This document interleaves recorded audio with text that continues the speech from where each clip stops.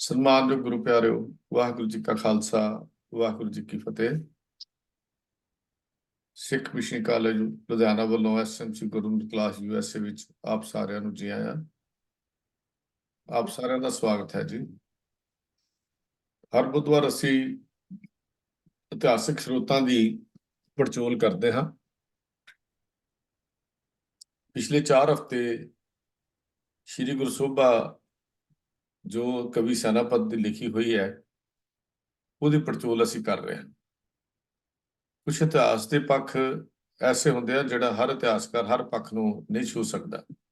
ਇਤਿਹਾਸ ਲਿਖਣ ਦਾ ਹਰ ਇਤਿਹਾਸਕਾਰ ਦਾ ਆਪੋ ਆਪਣਾ ਖਿਆਲ ਵਿਚਾਰ ਹੁੰਦਾ ਵੀ ਉਹਨੇ ਕਿਸ ਢੰਗ ਨਾਲ ਇਤਿਹਾਸ ਲਿਖਣਾ ਹੈ, ਕਿਉਂਕਿ ਜਦੋਂ ਵੀ ਕੋਈ ਲਿਖਤ ਲਿਖੀ ਜਾਂਦੀ ਹੈ ਉਹਦਾ ਜਿਹੜਾ ਮੈਪ ਹੈ ਉਹ ਆਪਣੇ ਦਿਮਾਗ ਵਿੱਚ ਪਹਿਲਾਂ ਬਣ ਜਾਂਦਾ ਹੈ। ਤੇ ਇਹ ਕਵੀ ਦੀਆਂ ਲਿਖਤਾਂ ਹਨ, ਉਹਨੇ ਕਿਸੇ ਘਟਨਾ ਨੂੰ ਜ਼ਿਆਦਾ ਜ਼ੋਰ ਦਿੱਤਾ, ਕਿਸੇ ਨੂੰ ਨਹੀਂ ਦਿੱਤਾ, ਕਿਸੇ ਨੂੰ ਛੱਡ ਦਿੱਤਾ, ਕਈਆਂ ਦਾ ਜ਼ਿਕਰ ਕੀਤਾ, ਕਈਆਂ ਦਾ ਨਹੀਂ ਕੀਤਾ, ਪਰ ਜੋ ਕੁਝ ਉਸ ਗ੍ਰੰਥ ਵਿੱਚ ਸਾਨੂੰ ਲਿਖਿਆ ਮਿਲਦਾ ਹੈ ਉਹਦੀ ਅਸੀਂ ਪੜਚੋਲ ਕਰ ਰਹੇ ਹਾਂ। ਤਾਂ ਇਹ ਪਿਛਲੇ 4 ਹਫ਼ਤੇ ਅਸੀਂ ਉਹਦੇ ਜਿੱਦੇ ਪਹਿਲਾਂ ਇਹ ਦੇਖਿਆ ਸ਼੍ਰੀ ਗੁਰੂ ਸੋਭਾ ਵਿੱਚ ਕੀ ਲਿਖਿਆ ਹੋਇਆ ਹੈ, ਤੇ ਪਿਛਲੀ ਵਾਰੀ ਅਸੀਂ ਜੋ ਪਿਛਲੇ ਹਫ਼ਤੇ ਕਲਾਸ ਦੇ ਵਿੱਚ ਵਿਚਾਰ ਕੀਤੀ ਸੀ ਕਿ ਕਿਹੜੀਆਂ ਘਟਨਾਵਾਂ ਉਹ 'ਚੋਂ ਮਿਸ ਹਨ ਜਾਂ ਜਿਨ੍ਹਾਂ ਘਟਨਾਵਾਂ ਤੇ ਜ਼ੋਰ ਨਹੀਂ ਲੱਗਾ, ਇਹ ਪੜਚੋਲ ਵੀ ਸਾਰੀ ਅਸੀਂ ਕਰ ਚੁੱਕੇ ਹਾਂ। ਕੁਝ ਹੋਰ ਇਹੋ ਜਿਹੇ ਵਿਚਾਰ ਅੱਜ ਸਾਡੇ ਨਾਲ ਸਾਂਝੇ ਕਰ ਰਹੇ ਹਨ ਵੀਰ ਪ੍ਰਭ ਕੀਰਤਨ ਸਿੰਘ ਜੀ। ਬੇਨਤੀ ਕਰ ਰਿਹਾ ਵੀਰ ਜੀ, ਕਿਰਪਾ ਕਰੋ ਅੱਜ ਦਾ ਇਹ ਵਿਸ਼ਾ ਸ਼ੁਰੂ ਕਰੋ ਜੀਓ। ਸਿੱਖ ਇਤਿਹਾਸ ਦੇ ਸਰੋਤ ਸ਼੍ਰੀ ਗੁਰੂ ਸੋਭਾ ਸੈਨਾਪਤ ਦਾ ਗ੍ਰੰਥ। ਵਾਹਿਗੁਰੂ ਜੀ ਕਾ ਖਾਲਸਾ, ਵਾਹਿਗੁਰੂ ਜੀ ਕੀ ਫਤਿਹ। ਵਾਹਿਗੁਰੂ ਜੀ ਇੱਕ ਓੰਕਾਰ ਸਤਨਾਮ ਕਰਤਾ ਪੁਰਖ ਨਿਰਭਉ ਨਿਰਵੈਰ ਅਕਾਲ ਮੂਰਤ ਅਜੂਨੀ ਸੈਭੰ ਗੁਰ ਪ੍ਰਸਾਦ। ਵਾਹਿਗੁਰੂ ਜੀ ਕਾ ਖਾਲਸਾ, ਵਾਹਿਗੁਰੂ ਜੀ ਕੀ ਫਤਿਹ ਜੀ।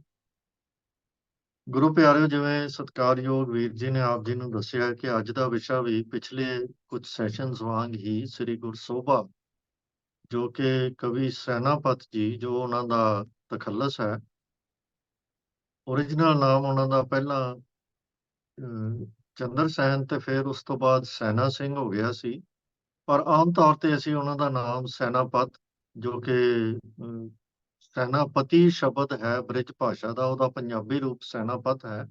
ਅਸੀਂ ਉਸੇ ਨਾਮ ਨਾਲ ਹੀ ਉਹਨਾਂ ਨੂੰ ਸੰਬੋਧਨ ਕਰਦੇ ਹਾਂ, ਕਿਉਂਕਿ ਆਮ ਤੌਰ ਤੇ ਉਹ ਇਸੇ ਨਾਮ ਨਾਲ ਜਾਣੇ ਜਾਂਦੇ ਹਨ।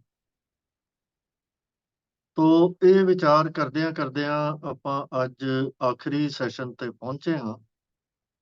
ਅਸੀਂ ਇਸ ਪੁਸਤਕ ਸ੍ਰੀ ਗੁਰੂ ਸੋਭਾ ਦੇ ਇਤਿਹਾਸਕ ਪੱਖ ਬਾਰੇ ਵਿਚਾਰ ਕਰ ਚੁੱਕੇ ਹਾਂ ਕਿ ਕਵੀ ਜੀ ਨੇ ਸਤਿਗੁਰੂ ਜੀ ਦੇ ਜੀਵਨ ਦੇ ਕਾਫੀ ਵੇਰਵੇ ਸਾਨੂੰ ਨਹੀਂ ਦਿੱਤੇ, ਜਿਵੇਂ ਕਿ ਵੀਰ ਜੀ ਨੇ ਵੀ ਦੱਸਿਆ ਹੈ, ਤੇ ਜਿਨ੍ਹਾਂ ਨੂੰ ਮਤਲਬ ਜਿਹੜੇ ਵੇਰਵਿਆਂ ਨੂੰ ਅਸੀਂ ਬਹੁਤ ਮਹੱਤਵਪੂਰਨ ਮੰਨਦੇ ਹਾਂ ਉਹ ਵਿੱਚੋਂ ਛੱਡ ਗਏ ਹਨ। ਤੇ ਇਸ ਤੋਂ ਇਲਾਵਾ ਕਈ ਥਾਵਾਂ ਤੇ ਉਹਨਾਂ ਨੇ ਬਹੁਤ ਗਲਤੀਆਂ ਵੀ, ਮੁਗਾਲਤੇ ਵੀ ਖਾਧੇ ਹਨ। ਕਾਫੀ ਜਿਹੜੀਆਂ ਗਲਤੀਆਂ ਹੋਈ ਸਾਡੇ ਸਾਹਮਣੇ ਆਈਆਂ ਹਨ, ਜਿਹੜੀਆਂ ਇਤਿਹਾਸਕ ਤੌਰ ਤੇ ਸਾਨੂੰ ਸਾਬਤ ਹੋ ਚੁੱਕੀਆਂ ਹਨ ਕਿ ਇਸ ਤਰ੍ਹਾਂ ਨਹੀਂ ਸੀ ਜਿਵੇਂ ਉਹਨਾਂ ਨੇ ਲਿਖਿਆ। ਪਰ ਫਿਰ ਵੀ ਇਸ ਦਾ ਅਰਥ ਅਸੀਂ ਇਹ ਨਹੀਂ ਕੱਢ ਸਕਦੇ ਕਿ ਕਵੀ ਸੈਨਾਪਤ ਜੀ ਨੂੰ ਕੋਈ ਇਤਿਹਾਸਕ ਸੂਝ-ਬੂਝ ਜਾਂ ਉਹਨਾਂ ਨੂੰ ਇਸ ਚੀਜ਼ ਦਾ ਗਿਆਨ ਨਹੀਂ ਸੀ ਕਿ ਇਤਿਹਾਸਕ ਗੱਲਾਂ ਨੂੰ, ਜੀਵਨੀ ਨੂੰ ਕਿਸ ਤਰ੍ਹਾਂ ਲਿਖਣਾ। ਕਿਉਂਕਿ ਇੱਕ ਡਾਕਟਰ ਗੰਡਾ ਸਿੰਘ ਵਰਗਾ ਮਹਾਨ ਸਾਹਿਤਕਾਰ ਵੀ ਉਹਨਾਂ ਦੀ ਜਿਹੜੀ ਇਤਿਹਾਸਕ ਸੂਝ-ਬੂਝ ਉੱਤੇ ਮੋਹਰ ਲਗਾਉਂਦਾ ਹੈ, ਕਿਉਂਕਿ ਬਹੁਤ ਸਾਰੀਆਂ ਚੀਜ਼ਾਂ ਇਹ ਸਾਬਤ ਹੋ ਜਾਂਦਾ ਕਿ ਉਹਨਾਂ ਨੇ ਕਾਫੀ ਖੋਜ ਕਰਕੇ ਬਿਲਕੁਲ ਠੀਕ ਵੀ ਲਿਖੀਆਂ, ਜਿਹੜੀਆਂ ਆਮ ਤੌਰ ਦੇ ਉੱਤੇ ਇੱਕ ਆਮ ਮਤਲਬ ਵਿਅਕਤੀ ਨੂੰ ਨਹੀਂ ਪਤਾ ਹੁੰਦੀਆਂ, ਉਹ ਵੀ ਉਹਨਾਂ ਨੇ ਕਾਫੀ ਖੋਜ ਕਰਕੇ ਠੀਕ ਲਿਖੀਆਂ। ਤਾਂ ਉਹਨਾਂ ਦੀ ਇਤਿਹਾਸਕ ਸੂਝ-ਬੂਝ ਵਿੱਚ ਕੋਈ ਸਾਨੂੰ ਸ਼ੰਕਾ ਨਹੀਂ ਕਰਨਾ ਚਾਹੀਦਾ, ਉਹਦੇ ਵਿੱਚ ਕੋਈ ਕਮੀ ਨਹੀਂ ਸੀ। ਪਰ ਅਸਲ ਦੇ ਵਿੱਚ ਫਰਕ ਇੱਥੇ ਪੈ ਜਾਂਦਾ ਹੈ ਕਿ ਉਹਨਾਂ ਦਾ ਲਿਖਣ ਦਾ ਫੋਕਸ ਕੀ ਸੀ, ਮਨੋਰਥ ਕੀ ਸੀ।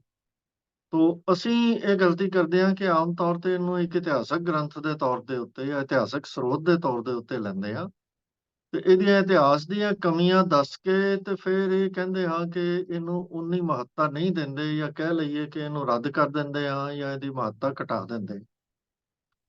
ਅਸਲ ਦੇ ਵਿੱਚ ਜਿੰਨੀ ਮਹੱਤਤਾ ਸਾਨੂੰ ਇਸ ਪੁਸਤਕ ਨੂੰ ਦੇਣੀ ਚਾਹੀਦੀ ਹੈ, ਅਸੀਂ ਉਹ ਹੁਣ ਤੱਕ ਨਹੀਂ ਦਿੱਤੀ। ਕਿਉਂਕਿ ਇਹ ਰਚਨਾ ਜਿਹੜੀ ਪੂਰੀ ਤਰ੍ਹਾਂ ਗੁਰਮਤਿ ਸਿਧਾਂਤਾਂ ਨੂੰ ਮੁੱਖ ਰੱਖ ਕੇ ਰਚੀ ਗਈ ਹੈ।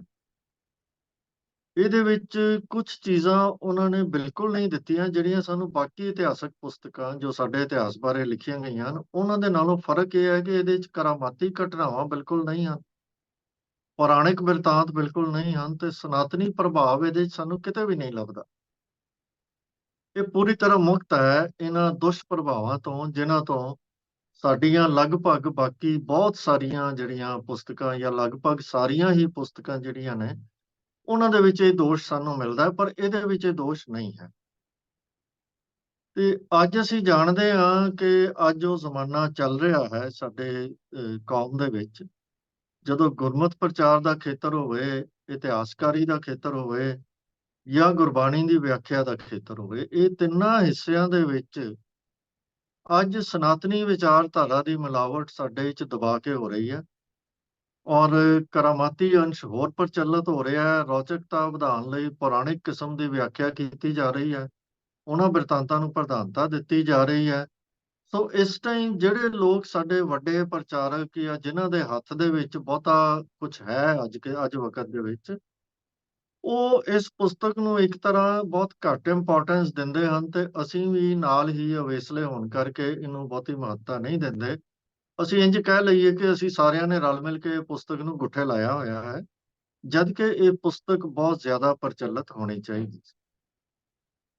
ਤੋ ਇਹ ਰਚਨਾ, ਜਿਵੇਂ ਕਿ ਇਹਦਾ ਨਾਮ ਹੀ ਦੱਸਦਾ ਹੈ, ਇਹਦਾ ਨਾਮ ਗੁਰਸੋਭਾ ਹੈ, ਤੇ ਅਸਲ ਵਿੱਚ ਇਹ ਹੈ ਵੀ ਗੁਰੂ ਦੀ ਸ਼ੋਭਾ ਹੀ ਹੈ। ਇਹਦੇ ਵਿੱਚ ਗੁਰੂ ਜੀ ਦੇ ਉਹਨਾਂ ਮਹਾਨ ਕੰਮਾਂ ਬਾਰੇ ਕਾਫੀ ਵਿਸਥਾਰ ਦੇ ਵਿੱਚ ਵਿਆਖਿਆ ਕੀਤੀ ਗਈ ਹੈ, ਜਿਸ ਨੂੰ ਜਿਹੜੇ ਕਵੀ ਦੀ ਨਜ਼ਰ ਵਿੱਚ ਗੁਰੂ ਦੀ ਸ਼ੋਭਾ ਦਰਸਾ ਰਹੇ ਹਨ। ਤੋ ਇਹ ਇਤਿਹਾਸ ਦੀ ਪੁਸਤਕ, ਜਿਵੇਂ ਮੈਂ ਪਹਿਲਾਂ ਕਿਹਾ, ਨਹੀਂ ਸੀ, ਪਰ ਇਤਿਹਾਸਕ ਕਸਵੱਟੀ ਤੇ ਅਸੀਂ ਕੱਸ ਕੇ ਇਹਨੂੰ ਤਕਰੀਬਨ ਰੱਦ ਕਰ ਦਿੰਦੇ ਹਾਂ, ਪਰ ਨਾਲ ਹੀ ਇਹਦਾ ਉਹ ਪੱਖ ਵੀ ਰੱਦ ਕਰ ਦਿੰਦੇ ਹਾਂ ਜਿਹੜਾ ਕਿ ਕਾਫੀ ਮਹਾਨ ਸੀ, ਔਰ ਉਹਦੀ ਮਹਾਨਤਾ ਉਸੇ ਪੱਖ ਕਰਕੇ ਹੀ ਹੋਣੀ ਚਾਹੀਦੀ ਸੀ। ਇਹ ਪੱਖ ਹੈ ਖਾਲਸੇ ਦੀ ਰਚਨਾ ਦੇ ਬਾਰੇ ਤੇ ਖਾਲਸੇ ਬਾਰੇ ਜੋ ਵਿਆਖਿਆ ਆਪ ਜੀ ਨੇ ਕੀਤੀ ਹੈ। ਇਹ ਬੜਾ ਇੱਕ ਵੱਡਾ ਇਹਦਾ ਪੱਖ ਸੀ, ਔਰ ਖਾਲਸੇ ਦੀ ਜੋ ਵੀ ਰਹਿਣੀ ਰਹਿਤ ਜੋ ਸਾਡੇ ਤੱਕ ਅੱਜ ਤੱਕ ਪਹੁੰਚੀ ਹੈ, ਉਹ ਭਾਵੇਂ ਅਸੀਂ ਲਈ ਦੂਸਰੇ ਸਰੋਤਾਂ ਤੋਂ ਹੋਵੇ, ਪਰ ਉਹਨਾਂ ਦਾ ਵੀ ਮੁੱਖ ਸਰੋਤ ਇਹੀ ਪੁਸਤਕ ਸੀ। ਕਿਉਂਕਿ ਇਹ ਉਹ ਸਰੋਤ ਹੈ ਜਿਹੜਾ ਗੁਰੂ ਜੀ ਦੇ ਸਮਕਾਲੀ ਕਵੀ ਨੇ ਲਿਖਿਆ ਹੈ, ਉਹਨਾਂ ਦੇ ਹਜ਼ੂਰੀ ਕਵੀ ਨੇ ਲਿਖਿਆ ਹੈ, ਤੇ ਉਹਨਾਂ ਦੇ ਦਰਬਾਰੀ ਲੇਖਕ ਵੱਲੋਂ ਲਿਖਿਆ ਗਿਆ ਹੈ। ਇਸ ਕਰਕੇ ਇਹ ਸਭ ਤੋਂ ਭਰੋਸੇਯੋਗ ਸਰੋਤ ਜਿਹੜਾ ਸਾਡਾ, ਉਹ ਬਣ ਜਾਂਦਾ ਹੈ ਗੁਰਸਿੱਖ ਰਹਿਣੀ ਦੇ ਬਾਰੇ, ਗੁਰਮਤਿ ਰਹਿਣੀ ਦੇ ਬਾਰੇ ਤੇ ਖਾਲਸਾ ਰਹਿਤ ਦੇ ਬਾਰੇ। ਤੋ ਇਹਦੀ ਸਭ ਤੋਂ ਪ੍ਰਮੁੱਖ ਖੂਬੀ ਜਿਹੜੀ ਖਾਲਸੇ ਦੀ ਰਚਨਾ ਨਾਲ ਸੰਬੰਧਿਤ ਵਿਆਖਿਆ ਹੈ, ਜੋ ਕਵੀ ਜੀ ਵੱਲੋਂ ਖਾਲਸੇ ਨੂੰ ਦਿੱਤੇ ਗਏ ਉਪਦੇਸ਼ ਦੇ ਵਰਣਨ ਦੇ ਵਿੱਚੋਂ ਸਾਨੂੰ ਮਿਲਦੀ ਹੈ। ਇਹ ਵਿਆਖਿਆ ਉਹ ਮੁੱਖ ਨੁਕਤੇ ਜਿਹੜੇ ਨੇ ਉਹਨਾਂ ਨੂੰ ਟੱਚ ਕਰਦੀ ਹੈ, ਜਿਹੜੇ ਕਵੀ ਜੀ ਦੇ ਮੁਤਾਬਕ ਸਿਧਾਂਤਕ ਤੌਰ ਤੇ ਸਭ ਤੋਂ ਪ੍ਰਮੁੱਖ ਸਨ। ਅਸੀਂ ਫਿਰ ਇਹ ਵੀ ਚਰਚਾ ਕੀਤੀ ਸੀ ਕਿ ਕਵੀ ਜੀ ਨੇ ਸਾਨੂੰ ਇਸ ਪੱਖ ਦੇ ਇਸ ਐਸਪੈਕਟ ਉੱਤੇ ਚਰਚਾ ਕਰਦਿਆਂ ਬਾਰ-ਬਾਰ ਦੱਸਿਆ ਕਿ ਖਾਲਸਾ ਜਿਹੜਾ ਹੈ ਮਸੰਦਾਂ ਦਾ ਤਿਆਗ ਕਰਦਾ ਹੈ। ਇੱਥੇ ਮਸੰਦਾਂ ਦਾ ਅਰਥ ਸਾਨੂੰ ਟੈਕਨੀਕਲੀ ਸਿਰਫ ਮਸੰਦਾਂ ਤੱਕ ਹੀ ਨਹੀਂ ਕਰ ਦੇਣਾ ਚਾਹੀਦਾ। ਅਸਲ ਵਿੱਚ ਇਹਦਾ ਅਰਥ ਸਾਨੂੰ ਇਉਂ ਕਰਨਾ ਚਾਹੀਦਾ ਹੈ ਕਿ ਖਾਲਸਾ ਗੁਰੂ ਤੇ ਸਿੱਖ ਦੇ ਵਿਚਕਾਰ ਜਿੰਨੇ ਵੀ ਵਿਚੋਲੇ ਹਨ, ਉਹਨਾਂ ਸਾਰਿਆਂ ਨੂੰ ਤਿਆਗਦਾ ਹੈ। ਤੇ ਖਾਲਸਾ ਸਾਜਨਾ ਦਾ ਕਵੀ ਦੇ ਮੁਤਾਬਕ ਇੱਕ ਮੁੱਖ ਮਨੋਰਥ ਜਿਹੜਾ ਸੀ, ਗੁਰੂ ਤੇ ਸੰਗਤ ਦੇ ਵਿਚਕਾਰ ਜਿਹੜੇ ਵਿਚੋਲੇ ਸਨ, ਉਹਨਾਂ ਨੂੰ ਖਤਮ ਕਰਕੇ ਆਪਣੇ ਨਾਲ ਸਿੱਧਾ ਜੋੜ ਕੇ ਖਾਲਸਾ ਬਣਾਉਣਾ ਸੀ। ਖਾਲਸੇ ਦਾ ਅਰਥ ਜੋ ਹੈ ਉਹ ਉਹੀ ਹੈ ਇਹਨਾਂ ਦੇ ਮੁਤਾਬਕ, ਜੋ ਗੁਰੂ ਨਾਲ ਸਿੱਧਾ ਬਿਨਾਂ ਕਿਸੇ ਵਿਚੋਲੇ ਦੇ ਜੁੜਿਆ ਹੋਵੇ। ਤੇ ਚੂੰਕਿ ਉਸ ਵਕਤ ਦੇ ਵਿਚੋਲੇ ਮਸੰਦ ਸਨ, ਤਾਂ ਲਫ਼ਜ਼ ਮਸੰਦ ਵਰਤਿਆ ਗਿਆ ਹੈ, ਪਰ ਸਾਨੂੰ ਇਹਨੂੰ ਥੋੜਾ ਜਿਹਾ ਐਕਸਪੈਂਡ ਕਰਕੇ ਗੱਲ ਸਮਝਣੀ ਚਾਹੀਦੀ ਹੈ। ਤੇ ਇਹਦੇ ਵਿੱਚ ਹਰ ਉਸ ਕਿਸਮ ਦੇ ਵਿਚੋਲਿਆਂ ਨੂੰ ਸ਼ਾਮਲ ਕਰਨਾ ਚਾਹੀਦਾ ਹੈ।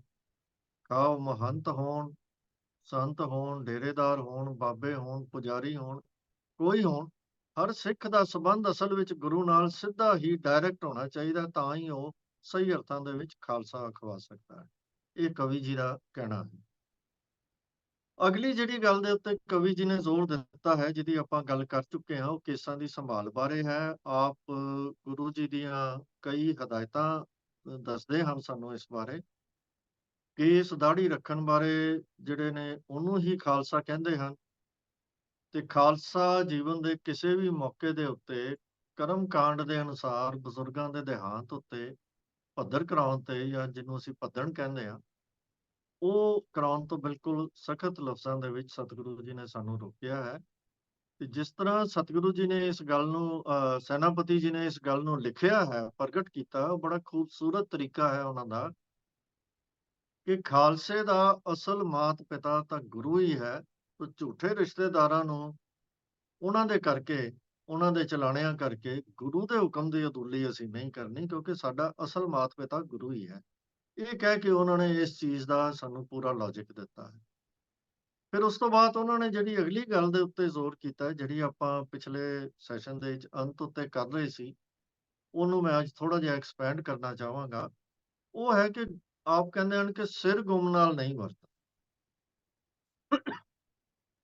ਹੁਣ ਸਿਰ ਗੁੰਮ ਦਾ ਅਰਥ ਅਸੀਂ ਇਹ ਲੈਂਦੇ ਹਾਂ, ਜੋ ਆਪਣੇ ਆਪ ਨੂੰ ਕਹਿੰਦੇ ਤਾਂ ਸਿੱਖ ਹਨ, ਪਰ ਕੇਸਾਂ ਦੀ ਬੇਅਦਬੀ ਕਰਦੇ ਆ, ਉਹ ਸਿਰ ਗੁੰਮ ਹਨ।